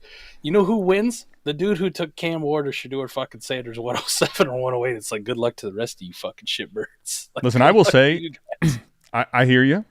And I know you think you got me in a pickle, but I'm going to show you what I'm going to do with that pickle, okay? I'm going to put it somewhere you might not like it. Fant costs what? No. What does Fant cost? Fant's a perfect example, actually, of why. Dude, Fant was terrible. When's the last time Fant was good? Denver, year 2? Maybe. Iowa. He was a tight end. He was a tight end 12. I mean, I don't know if you consider that good, but whenever that was a long time ago, 2019, pre-COVID or some shit. Whenever Nate Stanley was feeding them targets at the University of Iowa. Now that's a nice little bull, Nate Stanley. All right, now I will give you. But here's the point. While he's terrible, he hasn't been good. I'm fine, even at below replacement level, more often than not when I'm building my team right. And no offense, exactly why. So you're correct. I shouldn't be talking tight end hate with the tight end jersey on. But guys, I'm wearing no offense jersey a little bit out of jokes on me. This just reminded me so much of the Kyle Pitts Dick Riders. Albert got fucking cut from all NFL teams. Okay, get out of here with this. Stop it. But this reminds me of the Kyle Pitts draft where people are like, "Oh, you got to take him top 3, like you have to." And anybody who didn't take him and took somebody else, and then took Pat Freiermuth in the second round was like, yeah, I killed this shit. They still feel good about it. To this fucking day, they still do. There was a fleeting moment. You bite your tongue, Matt. You bite your tongue. There was a fleeting moment of Kyle Pitts where you're like, you felt vindicated by it. Kyle Pitts, think about that, man. 1,000-yard season, right? I mean, great. And that shit disappeared in a heartbeat. Pro Bowl rookie season. Prospect-wise, Kyle Pitts or Tyler Warren? Who are you taking? Tyler Warren for a country mile. Are you kidding? It's not even close. Kyle Pitts just is a hybrid that unfortunately people are very soured on. There's not even a conversation for the prospect. Come on, man. It's Pitts by tiers, multiple tiers. I'm trying to have a good night, Adam. Multiple tiers. I'm gonna rage. Do it. Please do it. Do it. You get this shit off my screen before I vomit. Well, I thought okay. So we're done. That's the only part of it you don't like. I fucking hated it. I hated it so much. So it was just the 103. Everything else about this you're fine with? I'm not going to say I'm fine with. I got issues with just about everything. You're just saying. The 103 was the most egregious. It's where I start and where I end. I don't care from that point forward. Fair enough. I mean, he put the god Caleb Johnson in the second round. Like, fuck you, buddy. All right, now you're just insulting me. Well, you know who I don't see listed there? Luke Lachey. Come on. Well, Mike, Luke Lachey, come on. He's no good. Nobody's gonna disrespect Luke Lachey as much as our own fucking South Harmon staff this week. Well, now hold on. I see you, Eric. I mean, wouldn't even rank him. Let's not go there because I can tell you, I was for hours putting together this guide, and it's pretty sweet. But I know who wrote up the guide, and I'll tell you one thing. That guy really likes and talks pretty highly of a certain gentleman. All right? Yes, that guy really likes Luke Lachey. Barry Gray might be in all red, 57, but I can tell you one thing. You better read. If you can read, you will love the Lachey. I'm fully committed to be Jon Snow on this one. Like this, pull out the sword, charging cavalry. That doesn't seem like a. Listen, I'm ready to flex my record at the tight end position. I love hearing. I'm ready to flex it and then just go down in flames when inevitably I'm wrong. All right. So this is where this is coming from. For people that may not really be as familiar with what you're talking about, can you give them a little more context? I put you all onto Sam Laporta before anybody fucking gave a shit. It was this time 2 years ago. I couldn't even get Sam Laporta or Tyler Warren. I couldn't even get a certain big time fantasy analyst to even watch the fucking film on Sam Laporta. Well, of course. Not worth my time, they said. Not worth my time. You're just a fanboy. Okay. Well, I mean, to be fair, that wasn't wrong. It just the the latter part, you being a fanboy. Do you remember those pre-NFL rookie drafts we did during that time with Sam Laporta? Where were we getting them? I got I don't even want to say. I don't feel good about it. I'm embarrassed. Lo and behold, NFL draft comes. Sam Laporta goes in the second round. I remember I want to say 309, 308, like late. Yeah. I mean, there was a couple fourth-round Sam Laporta picks, still paying dividends. Then goes on to have one hell of a rookie season at tight end. The best part was this lineup league where I had Sam Laporta as like my tight end. You and me together, holding hands on this one, holding hands on draft night on this one. We kumbaya'd it, buddy. We really did. We kumbaya'd the shit out of. Luke Musgrave was the fucking second-round pick for the Green Bay Packers, and you and I both said Tucker Kraft is better. Well, I didn't mind Luke Musgrave. I didn't mind Luke Musgrave until a couple rounds after there was a problem for Lucas Musgrave, and it was reminding us of people hated it too. The conversation of Mark Andrews and go ahead, please. I said sell Brevin Jordan way back when. Don't, damn it! Now you want to go from kumbaya to shoving it up my sphincter. All right, that's fair. Sell the shit out of Brevin Jordan. I sold him to Adam multiple times. Listen, let's just say we're not going to mention his name. Mike listened to us another fantasy dynasty guy that we respect quite a bit. Scott Connor. And he really beat me to the punch on that one. Hey, Adam, here's all your Brevin Jordan shares right here. But did you learn from it? What did you do the following year? We talked about sell Greg Dulcich, sell Chigaquanko. Like, stop with this bullshit. Sell Daniel Bellinger. Stop doing this shit. Stop chasing these fucking guys all the time. So when it comes to tight ends, man, even though I'm a fat guy with a pretty loose end, I'm pretty good at identifying tight ends. Now, you better fucking pray you're not in the league with me. That ain't happening. Somebody's going to clip this shit when Tyler Warren's like him. Like, that dude. Just saying, when it comes to Tyler Warren, Colson Loveland, Luke Lachey, Harold Fannin, they're all good, okay? They're all fucking good. There's no reason to have one at 103 and another one at fucking 203 and another guy at Luke Lachey that you don't even list in your top fucking 24 or whatever this guy fucking with. There's not. Listen, if you want to have Lachey, if you're not, privy to the Iowa Michael upside, okay, fine. I won't fight you on that, but like already right here, not knowing anything. Harold Fannin 203 versus Tyler Warren 103. Like if you just told me I don't even know, let's say I don't even know shit about the prospects. Let's say I don't know crap. Like I'm just taking the 203. Period. Yes. I mean, a 103, yes. Even in a tight end premium league, forget if it's a bad class or not. That's a steep price. Set yourself up to get fucked hard. The only time that I can recall, honestly, Mike, in the last 6 years, where that's paid off for you would be Kyle Pitts, and would be obviously Sam Laporta and Brock Bowers. You're talking the absolute smashes of smashes. Those are three of the best tight end seasons that rookies have had to really pay off in a short-term window for that. Now, Kyle Pitts, if you held him past that did not work out for you. Brock Bowers right now, if you would have took him in 103 last class, you're still probably actually ahead. But the point is, 103 overall tight end prospect, even if it's really good, Mike, is a tough process to hit on, period. Yeah, fuck that. Do you have any opinions on Tez Johnson yet? I'm hearing Tank Dell, but not Mr. Glass version from the Senior Bowl Sharps. Fuck yes, I do. No. I'm not a Tez Johnson guy personally. I was. Then he weighed in at the Senior Bowl, and I went, wow, you went into a really shitty bucket. And now everything else that's come out about Tez Johnson. One, we have to remember that Tank Dell, while he was small, literally people could not stop fucking talking about Tank Dell at the Senior Bowl. They could not. Why? He broke off every fucking person that was even trying to be in front of him. Absolutely fucking destroyed people. And even though all the people I trust in this space said, look out for Tank Dell. Look out for Tank Dell.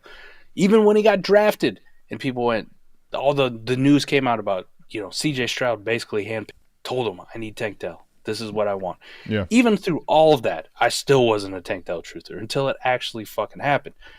Here's everything that Tez Johnson does not have going for him. He did not dominate at the Senior Bowl. I did not hear a lot of people talk about him. He is just as small. And you want to know something that's really fucking damning to him? There's 4 wide receivers. 4 wide receivers who have an ADOT lower than Tez Johnson. And you tell me if you like any of these guys. Rondell Moore, Kadarius Toney. I did. Rodgers.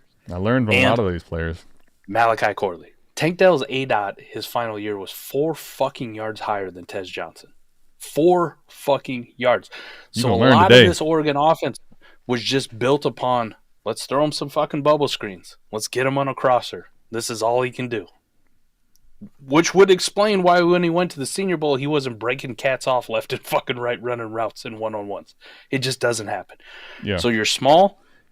You're not a threat down the field. You don't have any advanced analytics to really back up your fucking hype. No, I'm good. Well, I'll let everybody else take Tej if they fucking want him. Well, I'll take him in the 5th round if he's fucking there, Adam. How about that? Yeah, he will not be in this class, period. I think here's the thing. My interest in Tez would be, does he have some games in his rookie season and there's some value ascension where I can probably pivot off of that? Because realistically, just think about it from the standpoint of what we know about the player and the archetype. Like, I don't think he's the Tank Dell explosive player. Like, I don't think he has that level of explosion to where you see a small player like that go to high-end degrees. And also got paired with fucking CJ Stroud. Let's call it what that was, too. Before we even know landing spot. But even let's say it was a good one. This is a guy that's going to play in the slot. I think, realistically, my reason why is I can probably, with production, Mike, I can, with a cheap Dynasty asset, replace everything that Tez Johnson hopes and prays to be. The only realistic reason why I might want to draft him is if he has some games early on where, you know, he has decent production and I can flip him. I think back, you think back to Rondale Moore, Mike. Rondale Moore, I don't even remember this. Game 2 of his career. Dude went off, had a long catch. He had over 100 yards. The Rondale Moore hype train was fucking, it had left the station, buddy. You couldn't tell a lot of people that I know. I bought into it. I need a 1st and 23, which was a 27 type level class, and a second at minimum. We're not even having a conversation before that. I bought it. Everybody had their chance to pivot, including me. I talked about this is a big L. Rondale Moore's still on my team because I did not move him for a 23 first in that spot. I think the reality is with Tez, there's a chance where that's what I'm looking for. And that's it. That's the only thing. I don't really believe much in this type of archetype. He's really small, man. Super small. 5'9", buck 50 something? No. I had to fact check this because I didn't even know it was true. There was a game where Tez Johnson had 81 yards receiving and 2 touchdowns. Okay? There was a game. 81 yards receiving and 2 touchdowns. Tez? You know how many yards after the catch he had in that game? Well, I'd guess it was like 90. 81 yards. 81 fucking yards. It would be more, except they don't call those passes, ladies and gentlemen. Those are runs. I know. What the fuck? You know what? That one candy bar, I know what you're doing here. You can have my opinion if you want it, but they're all like, you know what opinions are like, you know. We differ on this one. Like, I still have a little bit of hope, and it's probably wrong. Let me preface. We're having the tight end conversation. What a perfect time to talk about it's probably wrong. It is probably wrong. Okay, it is probably. You should. The right process. But Brevin Jordan conversation. This guy just got up and preached his Brevin Jordan. Yes. Don't you do this? Don't you fucking be a hypocrite? Not right now. I think you owe me one. All right. Like, so if you got Ben Sinnott in the league, you should. I don't. Trade him. I traded him all to T-Rock. That motherfucker, man. He. God damn it. I know, and I sold light. I'm thinking now T-Rock probably pay more now. He is somehow still tight end 20, and I know why. There's only so many names, like, because you're not gonna put Noah Fant ahead of him. There's only so many tight ends at the end of the day, right? I mean, you should put Evan Ingram and Dallas Goedert and Travis Kelce and Evan Ingram. He was terrible last year. Got hurt. I mean, Mike, his career's over. It's done. Evan Ingram. Come on. Like, you should put those guys ahead of him, but I don't know. I mean, Noah Gray's at tight end 24 for some fucking odd reason. So, well, yeah, Travis Kelce died. Sonata or Noah Gray at this point. You can have all my Noah Gray, I think. Mike, I mean, Ingram. I'd rather have Theo. Give me Theo Johnson. I mean, this is just the craziness of the tight end position. Stop it. I still got a little hope for Ben Sinnott, all right? So it's not all terrible. Yeah, I'm just trying to see actually where he's currently listed on Keep Track. Okay, so he is tight end 20 overall. Yep. That is crazy to think about. He's ahead of Evan Ingram and Dallas Goedert. Mm-hmm. But can I, you know what, I don't actually, I don't want the answers to the question, actually. I'm not going to ask. No, we good. We good. For the love of God. That is crazy to me. If you guys see something to Ben Sinnott, keep it to yourself, okay? So that's what I'll say. Uh-oh, I lost the audio. Oh, he's back. It's always going to be Sanat until he fucking does something. Only NFC South peasants don't hit the like. Good night, boys. Matt, I appreciate you. I'm not sure if that's a shot or just, you love us, but regardless, I love you. Right? Nothing you can do about it. Like he just alienated the Falcons, the Bucks, the Panthers. Yeah, a whole fucking That's division. true. I don't know. Matt, I'm a little bit worried though. I think he's going to end up running like a 4.6. I don't think he's a long speed guy, and I think people might double count that even though they shouldn't. Damn it, Mike. What's going on here? Are you muted? Yeah, because I'm a dumbass. Okay, I was like, damn. All right, go ahead. Sorry. Oh, you're good. It's not you. It's me. It's all right. Give us a rerun. Let's hypothetically say he does run like a 4.68. Ooh. Okay. Let's just live in this world. He does. All right. The big thing that fucking really worries me is, and I'm going to be one of the big proponents of this. Oh, God. You know who else also had a pretty good fucking year when they came out and ran really slow but had like a good analytical profile, was also nice. And then I just ended up not giving any fucks about him because that 40 was so bad. And I fought everybody all fucking year. Was he that slow though? Whom of which you speak? Okay, yeah. He was like a 4.7, wasn't he? He was 4.71, I believe. Yeah. So that's what when you said 4.68. I think the thing about Cam is like legitimately, Mike. If he's in 4.6s, I want to see that low 4.6. You give me 4.61, 4.62, I'll be fine. I don't. You tell me he's barely scooting at his best effort to a 4.7 type beat, Mike. I'm not gonna say it's impossible, but I'm gonna be like, damn, man, the NFL might be a different level of athlete than that. I'd be a little worried, honestly. Rocket Sanders comes out and runs a 4.5. Cam Scatterbo runs a 4.68. Who you drafted? Rocket. Rocket better not run no 4.5. I'm ready for Rocket to fucking tear this motherfucker up. DJ Giddens comes out. We're never calling him if he runs over a 4.4. We're getting rid of the nickname for good. Raheem. All right. Donovan Edwards goes out and runs a 4.4 too. I'm already kind of like trying to keep myself from being way absolutely unnecessarily in on this Donovan Edwards just cheap ass price, man. How about Jarquez Hunter goes out and runs a 4.45?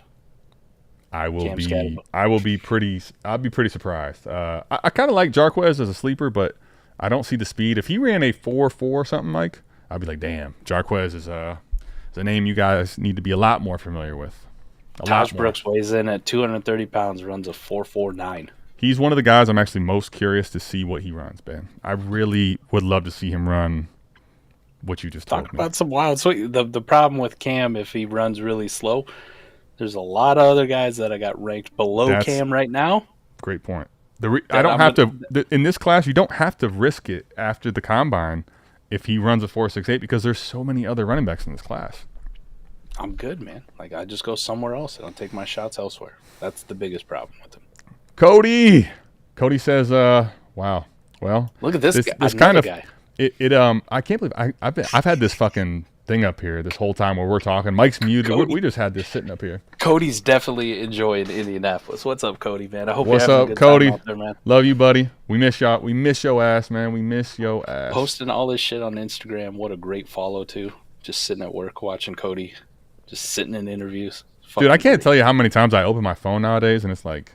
Some way, some shape or form, there's Cody on my screen and whatever I'm looking at. Yeah, whether it be stream or X or what. I see more Cody Carpentier on my social media than I see of Glorilla or Moneybag. Yeah, I mean honestly, or my new one, Big X the Plug.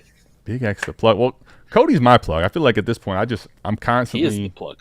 He's in my phone all the time. We're besties. What's okay. up, Cody? Yeah, they're the best. Tootin. Bayshaw Tootin. I know you got him as a sleeper. I'm the same way, but I'm kind of I would love to see it happen for him. I'm not expecting huge big things at the combine personally. As Salt types in the chat, scootin' tootin' running a 4.32, just like H. Listen, Salt, I will change my rankings in a hurry. I will say if he runs like literally low 4.3s, Mike, you got to move it. Oh yeah. Do you think there's okay? Let me ask you: if there's a guy that you are, is there a running back or a wide receiver, anyone in this class that you think has a chance to be way faster than people think? Way faster than people think. By a decent amount, like a full 0.1 second or higher, right? Like sizable. Ooh. Because I feel like Ladd last year, people didn't really think he's going to run a 4.39, right? No, I don't think anybody had like Ladd just like being a people thought Ladd was going to be a good enough athlete to check the boxes, but not go out there and be him. I wanted, and we don't get to see it, right? And I talked about it with Maddie a little bit last night. I've kind of been a Kyron Lacey fan for a while, but we don't get to see him at the combine because of the arrest for the car accident. Yeah, yep. I thought Kyron Lacey is one of those guys who could have gone out there and you'd be like, this motherfucker runs a 4.3? Holy shit. And he's like 215. The boys in LSU a lot of times get moving, Is there a guy who's got a chance to run fast? Ooh, shit. Yeah, I'm talking I know Isaiah Bonds. I know Isaiah Bonds. Yeah, Isaiah Bonds. How about this, man? I saw this one, and I definitely want to hammer the under on his prop time. Cody, what are you saying to me right now? Damn it. They had Trey Harris at a 4.5, like a 4.52, if I'm not mistaken, as his over-under on his 40 time. I think he's faster than that. I think he could do 4.42. You want to talk about 0.1 second? Okay. Like off? I think I like that. Low 4.4s is a possibility for Cleveland Joseph Harris the third. I think that book better be lucky that Mike didn't have that David Gartieri fucking tweet up there because we would have just exposed that book. 4.52. I don't think so. I think he's running faster than that. Golden 4.38. Then what? I'll tell you this: Adonai Mitchell the second coming. People are gonna go crazy. People are gonna go crazy. He runs at 4.38. I mean, Cody's real tapped in with Texas, right? You don't do fucking Orange Bloods and not be tapped in with Texas. I will say Cody. My bold take is Isaiah Bond smashes the shit out of that 4.38. Well, I think Bond. Yeah, I'm with you. I think Bond's he's supposed to come out there and blaze. I think Matthew Golden runs in the mid 4.4s at best. I think I'm kind of with Cody. I think Matthew Golden's gonna end up being faster than people think. You think? Okay. Yeah, I do. I'm not I have a lot of questions about the player relative to I think where he's going to end up going with the name, but I do think he's going to end up being fast. Yeah, I do. Let me pull up old fucking. Here you go. How fast do people have Ollie Gordon? I think he's going to run. This is actually an interesting point. He actually talked about his goal is to run a low 4.5. Mike, that's what he said. So Ollie Gordon's 4.5. He said his goal is to run a low 4.5, and I think that's a pretty realistic thing for him. I don't think he's a blazer. I think he can make plenty of long runs in the NFL, but you shouldn't be, misconstruing him for a guy that's coming out here in low 4.4s. So here's some. The early prop on Donovan Edwards, and this may have shifted, was 4.53. I could see him. I think I'll give me under. Give me under. Cam Scatabo was 4.6. Give me over. Caleb 4.45. Amari and Hampton 4.45. Wait, Caleb was what? 4.45? Yep. Same with I hate to say this, if you force me to bet that, I'd probably take over. I would love to see the under. I'd take the over and not even be mad if it hit. But I think I would take the over just because I think I could see upper 4.4s for both those guys and be happy with it. Travion 4.41. Give me under, baby. Go. Listen, man, I'm telling if you don't remember in the fucking college football playoff, there were people out there. Shout out to Jack Settleman, my guy. All right, he's out here before he could get a tweet out saying how you guys thought it was going to be a runaway and we tied the game up. Sorry, Cody, plug your ears. Trayvon Henderson took one play. It took him one play to erase the entire thing. Showed off that track speed. I think he's going to be a guy that goes 4.37, 4.36. I really do. And the one thing about Mike, let me tell you this. Go back to Ohio State skill players, all right? Now, Marv didn't run. Think about the Ohio State skill players. Tell me which one of these guys wasn't prepared and didn't actually do pretty damn well at the combine of late. I think that's one of those things with these pro-style teams. They're not I'm telling you, they probably ran 40s and practice 40s more than any of these random-ass schools that just don't do that, right? What's a Royals line? I think I saw upper 4.5s. I think that's scooting. I think he's fast, but I don't know. It feels aggressive. What do they have for Royo? I'm trying to find a good one. Most of it I got is just screenshots from everybody else who's got like prize picks or whatever. Sure. The thing about those is they move so damn fast too. Like you could literally look at the book the next week or the next minute, and it's fucking almost a full, half second higher. Not a real good fucking one here. You don't have one for Arroyo that's coming up? No. And I searched him on Underdog too, and he didn't come up. Like I was randomly searching shit on Underdog too because they had props out, and like the ones I wanted to see what Caleb was and Amarian and Travion's, and then I went and I looked at Jalen Milroe and I was like 4.38. Jesus fuck, holy shit. Like I like Jalen Milroe, but give me the fucking over on that one. Yeah, I mean that's fucking ridiculous. Say that again. That is crazy. 4.38. That's fucking nuts, dude. 4.38. Dr. B says Arroyo ain't running. Yeah, I did see something where he's not working out. Oh, for real? Damn, I didn't catch that part. That kind of sucks because I think Arroyo for me is a guy that I think I was expecting to do well at this and like help boost his stock for me where I still can get him late. God damn it, Dr. B. Yeah, what did he do? What happened? What's the over/under on Harold Fannin? I don't know. I didn't see one for him either. Tight ends don't matter. They don't even give him lines. They're just like, we're not ranking any of these tight ends. None of them. No one's going to bet it anyway. They don't matter. I love that. Thor's got like 87 bets on this fucking thing. Screenshot's so big I can't even see. Like I can't even. Thor's risking it all while actually risking nothing. He's going to end up killing it. Watch. I mean, really, I can't even see this shit. Fuck it. Thanks, Thor. Thor. Like, where are you at with Luther Burden? Where do you think Luther's going to run? 4.43. 4.43. If he runs, as long as he's below 4.5, I think it's going to be what we are expecting, where he's doing what we need. What do you think of Luther, by the way? I don't think I wasn't sure if I got that answer from you when we were talking the trade earlier. It is such a night and day from 23 to 24 film, right? And a lot of the recent news has been, why had the fall off? Why did he fall off so bad? I wish I could fucking fill you in on where I got this information. It's secondhand from somebody who knows somebody who knows somebody, basically. But we're talking telephone if I've ever heard one. Telephone, right? Because he had the same quarterback. I saw that come up or whatever. But Brady Cook was kind of injured throughout most of the season, had a problem. Theo Weiss did take a little bit bigger of a role, which is kind of concerning. And the way that they used Luther Burden in the offense just wasn't the same as the way they used him in 23. So I don't know, man. I mean, this is a guy who, by the way, this class has literally that story that you just talked about. If you take some of the specifics out, this class is littered with that.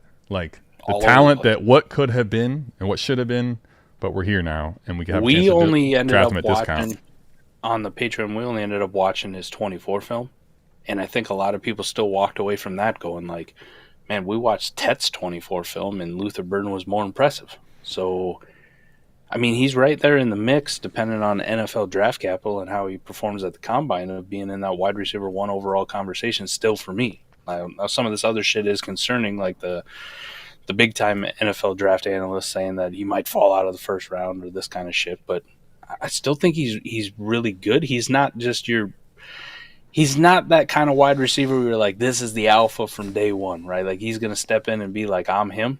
He has some concerns about his route tree and like what he's best at. And for whatever reason, Missouri at times wanted to use him as like Debo Samuel. Like, and don't do that. Like you can involve him in some stuff. And I think he needs to go to the right system, like the Ram system and kind of that Puka Nacua, Cooper Kupp type role. That'd be really good for him. If you just bring him in as like, this is the dude, like if the Patriots were to bring him in as the number one, hypothetically, let's say they were picking in the 20s, kind of where he's projected to go, that would be bad. Like that would probably be bad. That's not a real good conducive situation to him. But he's got talent. Like he's really good after the catch. His route tree is good enough. He runs good enough routes, and I think he's got enough speed. And he definitely has that number one wide receiver swagger about him. I just think it's a slower thing. Like if he came out after 23, we're talking about him. Is he in the conversation with Rome Odunze? You know, is he ahead of Brian Thomas? And then not... 24 happens, and now we're like, shit, this dude might be on the same level of Keon Coleman. Like that's kind of it feels like it's a little bit too far of a swing either way. Now I will say, like for example, if he was able to come out after his sophomore season, same with like Ollie Gordon, these guys would have totally different viewpoints. For me, Luther Burden, I get some of the concern. I just think, man, if we're already talking about a receiver class that isn't that good, and he's going to be falling down the board, there's a lot of his game that I get it. There's concerns because of, to your point, lack of route refinement. I think you go to Missouri, like the way they were using him also wasn't.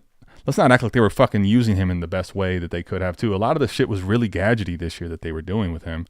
I think I see a lot of, in certain moments with him, like don't get this twisted. He's not as good as Malik Neighbors, but I see that style of in the slot especially being able to make really nice plays where I think he's a poor man's version. Now, what that looks like in the NFL, I think he could be a wide receiver 2 for teams. I really do if it kind of hits right for him. I don't think he's a superstar, but I think he's someone that could be very meaningful, and also because of the allure, right? This is a guy that's a 5-star kid, very highly touted out of high school. He has a good or decent rookie season. I think the Dynasty community will love Luther Burden. So he's a guy that I'm interested in, especially if he's going to dip in drafts. The big problem is, out of everyone that we know is playing wide receiver full-time right now, like bona fide wide receiver, that's my number one. And I'm sitting here talking about him kind of like him and Han about like he's okay, like, like a 20-ish kind of wide receiver. You got Burden as one in this class? Yes, as one of the full-time wide receivers. Because okay. Let me be clear. If you told me right now and Travis Hunter came out and said, I ain't playing nothing else but fucking wide receiver at the NFL, y'all draft me as such, Travis Hunter's my 101 in Superflex in this fucking class. And there you go, Maddie. Hope you're listening. Hold on. It ain't even fucking close. You caught. I was kind of multitasking. I need you to. Can I get that again? Wow. If Travis Hunter were to come out and say that I'm playing wide receiver at the NFL full fucking time, this is what I want to do. He's the 101 in Superflex, and it isn't even fucking close. Yeah, I mean, if he also in that same breath to me, Mike, he says, I'm playing offense. If you want to use me on defense, fine, but it's going to be sparingly. Like, I'm an offensive wide receiver. I think the conversation is Jeanty range, period. Like, there's just no way around it. He's that good. He's going to end up going in the top 12 of receivers. And as a wide receiver, even if he was in the 24 class, he's in the same breath that we're talking about Marvin Malik Neighbors. The crazy thing is, like, I guess I understand it from a standpoint of why people are a little bit afraid of it. I just don't understand how the groupthink is so strongly against, like, we're just going to fade this player. Like, you're talking about maybe the most talented, like, college skill player that we've seen. And a lot of the Dynasty community is like, yeah, I'm not even going to touch him in the first round of a shitty draft. No. Like, think about that. There's a lot of people that say, I'm not going to touch him in the first round of a shitty draft. No, I'm listen, here's the game for you, right? And Koopa gets mad at me when I say this shit. I'm listen. I'm going to take a step back because I don't want to get crazy here. Oof, that's wild to think about. Until I'm told otherwise, right? Until I'm told some piece of information that Travis really wants to do the cornerback thing and wants to be sparingly used on offense. Like, until I get the alternative and it's definitive in rookie drafts, up until that fucking point, I'm taking Travis Hunter in the top 5 of every fucking rookie draft I'm in. And I'm not even going to blink an eye when I do it. Just done. And if I miss, I fucking miss. But it's a kind of a shittier class. I don't really care if I miss. But if I fucking hit and I'm right, you guys can all just blow me forever. Another year of lick my taint. Yes. Right. It's like, back-to-back years of Jaden Daniels and now Travis Hunter. Like, Michael be sitting here. This game's fun. Michael be sitting here in fucking late September. You guys let me do it again? I mean, you got to have a long year coming. You better tune off the South. Let me say this about him. I just don't get how, okay, for example, in a class that's weak, 22 class, right? A lot of late firsts were Jahan Dotson. Okay? Like, if Jahan Dotson hit, here's the thing, right? Jahan Dotson, obviously, you can flame out. Like, that's kind of, I'm not going to say that everyone in this class is the same type of thing, but I think there's plenty of people in the receiver room of this class that could totally flame out, Mike. But if all things were to hit with those players that you're drafting in the same roughly range, they're not even on the same stratosphere conversation as what could happen. Not even in the same breath. There's no even close to upside that's to be captured for those other players you're going to be drafting for the safer floor. There's only 3 players in this entire class right now out of 2025 that have realistic top 5 upside. And when I say top 5 upside, I mean overall in Dynasty at their position. Mm-hmm. And this is everything goes right. Like everything has to go right for him. One is Jeanty because people already put him there, right? Like they already do. And he does, I think, but I'm not going to say it's going to happen in what I bet on. One is Jeanty because they already do. 2 for me, and people don't really like this one either, is Cam Ward. I think the arm you do. Talent, the athletic ability, he can scramble. We didn't see it at the college level, but we also didn't really see it to the level we thought like Bo Nix was going to do it. And I'm not asking him to be Jaden or Lamar. I'm asking him to be Drake May-esque. I will admit I kind of just took care of one part of the guide. I took it out. I'll give you the platform to say everything you wanted to say in the last little sentence. I had to take that out of the guide. And the only other one in this class is at the wide receiver position. It is. It's at the wide. It's not fucking Tyler Warren. It's not Colson Loveland. It's not Luke Lachey. It's not fucking Warren? Harold Fannin. It's Travis Hunter. It's not Tet McMillan. It's fucking Travis Hunter. If Travis Hunter dedicated to being a wide receiver and an NFL team wanted to use him and everything went right for him, the talent is there for him to be a top 5 wide. Listen to that, top 5 wide receiver in the deepest we've ever seen wide receiver at Dynasty, right? Like we're talking about CeeDee Lamb now at wide receiver 5 or 6 or 7, and this is a dude who damn near broke fucking fantasy 2 years ago. Like this is the potential Travis Hunter has. Like he can be in the same breath as Malik Neighbors is after his rookie year. It's just a matter of no one really knows what the usage is going to be between wide receiver and cornerback. So if you're telling me this is one of the only guys in the fucking class that has that ceiling in kind of a weaker class altogether, fuck yes, man. I want to shoot as many shots as I possibly can to put him on my roster. It's the ultimate lottery ticket in the class. The ultimate one. The one where you laugh at the rest of your league. You're going to get fucking clowned for months. And then we get to the end of the season and Travis Hunter went out there and had 1,200 yards receiving as a rookie, primarily used as a wide receiver in double-digit touchdowns. And you're like, told y'all.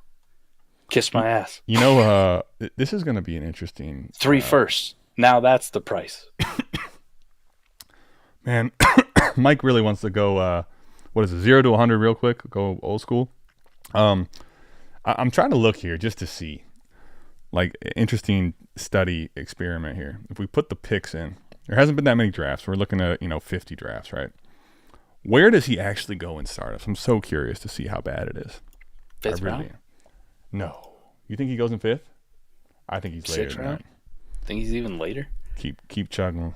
Chug-a-lug-a-lugging. I do like Emeka Egbuka, but let's see here. I mean, right now... Travis Hunter right now is the wide receiver 34, 87th overall player, being drafted around Colston Loveland, Dalton Kincaid, Joe Mixon, Ricky Pearsall. Come on, man. Come on. Well, here's the reason I wanted to say that, right? Okay, I'll admit Ricky Pearsall maybe actually has some really high upside to capture if things break his way, right? That's very fair. But aside from that, like Dalton Kincaid, like listen, I stop, okay? Loveland, I mean, there's nobody that you're drafting in this range that, okay, let's say all things were to hit, that has anywhere near the ceiling upside to capture that Hunter does. Any one of those guys, even Ricky Pearsall, could you ever see a scenario where Ricky Pearsall is a locked-in second-round dynasty startup pick in the next fucking 4 years? Yes, but that's not a small. It's a small window. It's a like this motherfucker goes hammer, and Brock Purdy actually is really good at football, maybe. So it's like I'm not betting on it. It's like his last 2 games are just every fucking game for the rest of his life. Jamison Williams, Mike, is going ahead of Travis Hunter. So for that, and the fact that I was wrong about that, I'll say, okay, I see the scenario where, Pearsall could be a second. It's not one I think a lot highly of, you know, dude. But I just want think about that for Travis Hunter. Like the same range as Jerry Jeudy, fucking Sam Darnold, Alvin Kamara. I mean, at this point in his career, Jaden Reed, Tyrone Trey, like we're talking outside the top 7 rounds. 1, 2, 3, 4, 5, 6, 7. Like he's going in the fucking 9th round in startups. Man, Travis Hunter in this class is surrounded by a lot of guys who, if things break right for them, like if they actually are hit at the NFL level, are a bunch of wide receiver twos, like real solid. Like, I don't mind having Ted on my team. You know, Ibuka's real solid. You know, Luther Burden, he did some things. Like he's pretty solid. He finished as wide receiver 18. Like that was a good year for him. That's what he's surrounded by. And he's just sitting there screaming at you like, dude, I could be in the same breath Justin Jefferson, Jamar Chase, and Malik Neighbors. That's fucking crazy. It's crazy. And then people are like, I'm not even taking him in my draft. I wouldn't even take him in the mid-second if he was there. I'm asking you, I'll ask everyone in the chat too. Cody, if you're still with us, I'm curious your thoughts here. Is there any, like, what do you guys think of the idea of him actually attempting to play? It's not truly going to be full time, but like heavy percentage of snaps, whatever that would look like, 60%, maybe both sides of the ball. Like, what do you guys think of the possibility of him actually trying to do that and a team really allowing him to do that too? That's always fucking interesting to me too, right? Like, history has shown that's never happened. Like, we've never. Of course, because can I tell you why? History has never shown us fucking this guy either, though. But the same thing, like I mean, a lot of people don't really watch it anymore, me included, but we never saw that shit, you know, since maybe the 1920s in baseball with a guy who could fucking hit bombs. Jake, thanks for staying with us, man. And be a fucking Cy Young winning pitcher. You know what I mean? Like to have that, for sure. To be a threat for a triple crown and be a threat to win the Cy Young we never fucking saw it. But what did everybody say? Showed up. But what did everybody say? But what did everyone say for every year up until he became him? No, it's never going to happen. They don't do that. That's not how the game works. Right. He's got to pick one. And he's got to get off that jet. Okay. Right. They said this about Travis Hunter when he was at Jackson State. Oh yeah, I saw him do it at Jackson State, but you know, Division I football is a different animal. This is the NFL, Mike. This is the NFL. Pac-12. Yeah. Mike, this is the NFL. He can't do it. Maybe he's just fucking him. Okay, at this point, maybe he's just him. Well, just hear me out. Imagine if there's a scenario, Mike, where he plays, let's say, 65-70% of snaps on both sides of the ball, and he's actually like just the prospect potential that we think of the upside. Imagine if he was him. He plays both sides of the ball. He's the only one to actually do that on a successful starting caliber level. And you fucking said he's not a first-round pick in this shitty class. Unlike David J. Gutierrez, I do want to acknowledge the fact that there are IDP leagues out there. And if you're in a rookie IDP league draft, you just take Travis Hunter 101 and you don't even think about it, right? Like, it's the best. In an IDP league, if we did a startup right now, you know, shit IDP 303, you know, that'd be the next line of progression. I'm taking Travis Hunter 101 in that. I was going to say, I wish I had a pick to be close enough to be near. I don't have one. Sometimes there's just dudes who you got to have that conviction. Fizz can attest to this. We did that shit C2C 2.0 startup, right? We did it on the college side. Mm-hmm. And Fizz is like, who we taking with our first college pick? 101. Like, we have the 101. There's so many good ones out there. Arch Manning, and like he's listing off names. I remember this one. And I said, Fizz, I love you to death, man, but I'm not taking anybody but Jeremiah Smith. And he's like, who's Jeremiah Smith? That freshman? I don't know nothing about He's like, this you're gonna take a freshman at the 101? Bro, he's 17. I said, I'm locked in. I'm convinced. I'm taking him fucking 101. I'm glad I had a conversation with you too, because I was like, listen, buddy, you're right, and you fucking take this kid, okay? You fucking take it. You were just like, do it. Just fucking. I'm like, Mike, whatever you do, don't pass this kid. And to toot our own horn, we also got Ryan Williams in that startup. Jiminy Christmas. And of course, that's when Mike co-manages with fucking Fizz. Damn it, Mike and I are whether we're commissioning together or we're on opposite sides, we're screwing up the C2Cs we're in. Just that's a hell of a stranglehold on that class, buddy. Yeah. Yikes. Sometimes there's listen, just special dudes. There's obviously the scenario where he ends up being such a good corner that he doesn't play snaps where it matters a lot. One of the other things about him, for me, with how our portfolios are, best ball, Mike, what if he's playing 45, 50% of snaps anyway? Like, that's fine. Perfect. That's fine. I like it, actually. I don't You know what he can still do on 45, 50% of the snaps? 6 catches, 120 yards, and 2 touchdowns. Like, that's still a possibility. The other thing is, think about the floor. Think about we see Jaden Reed have 40-point or 50-point fucking games, and he's got like the same snap share. I just find it crazy to think about how like a guy like JMO, right, where there was a lot of reasons to be out on him, right? The offensive situation, all the talent that was there, all the problems off the field. The truthers never left him for how many years? And like Travis Hunter doesn't even have a group of truthers, it feels like right now. Doesn't. I don't. Why? Why not? Is it the prime thing? Is it Shador? Is it Colorado? Like people. There's always going to be hate for. Like in general, there's going to be hate for something like this, which is he can't do it. But then there's also that thing too. I sent Drake London for the 101 and an IDP just to take Travis Hunter. Oh wow. Win. Before Jeanty got shoved way up. Now, did you already have the draft?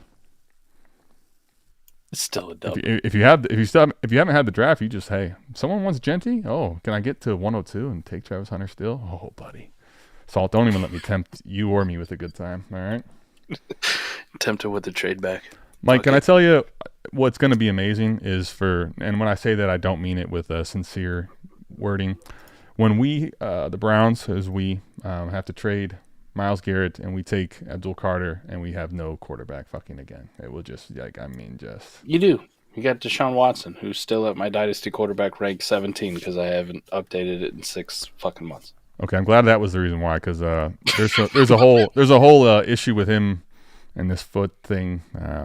It's not the fetish, the push fetish. It's the foot problem. Usually pay extra for that kind of action, Cotton.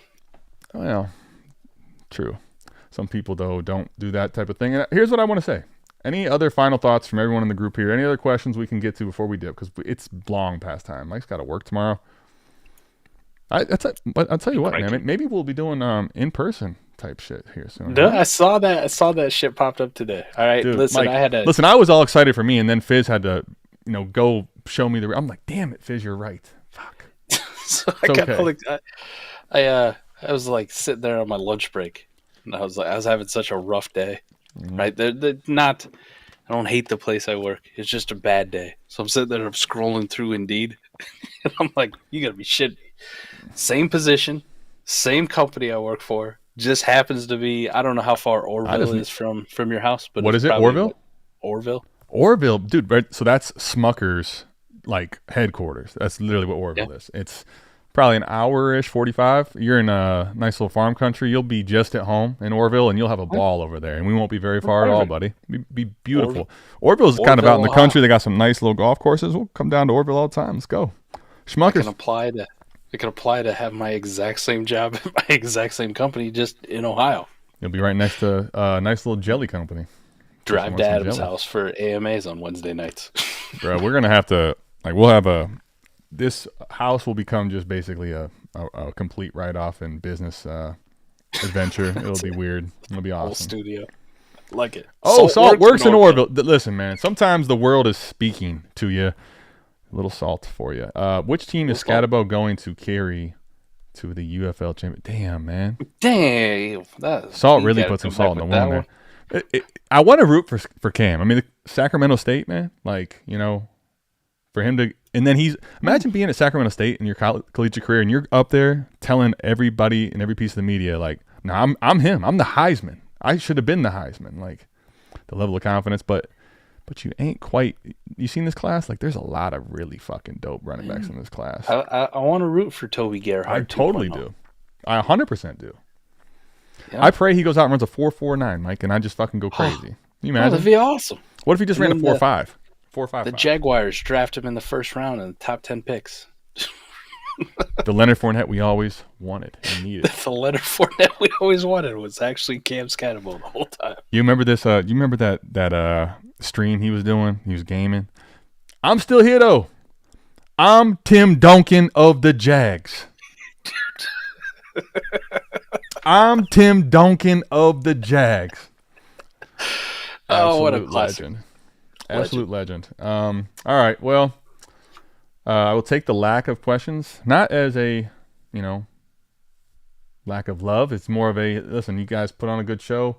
Mike's tired. I'm tired. Mike's got, he's still probably horny a little bit. Someone was saying that in the chat here. I just love this shit, I love this fucking place. I'm never leaving. You can't make me. Good Lord. You can't make me, Mike. You can't make me leave, buddy. Did somebody ask like weeks ago how many times I fuck? Yeah, actually, hold on. Let's see here. I think it's right here. We got like that really creepy porn star look. Jesus Christ, yes. I don't know why it's on this screen, but somehow it is, and I love it. So fuck it. Here you go. We love you. We'll see you back here, same time, same place. And Mike will have to answer this question for AMA that week. We're out of here. Peace. Peace.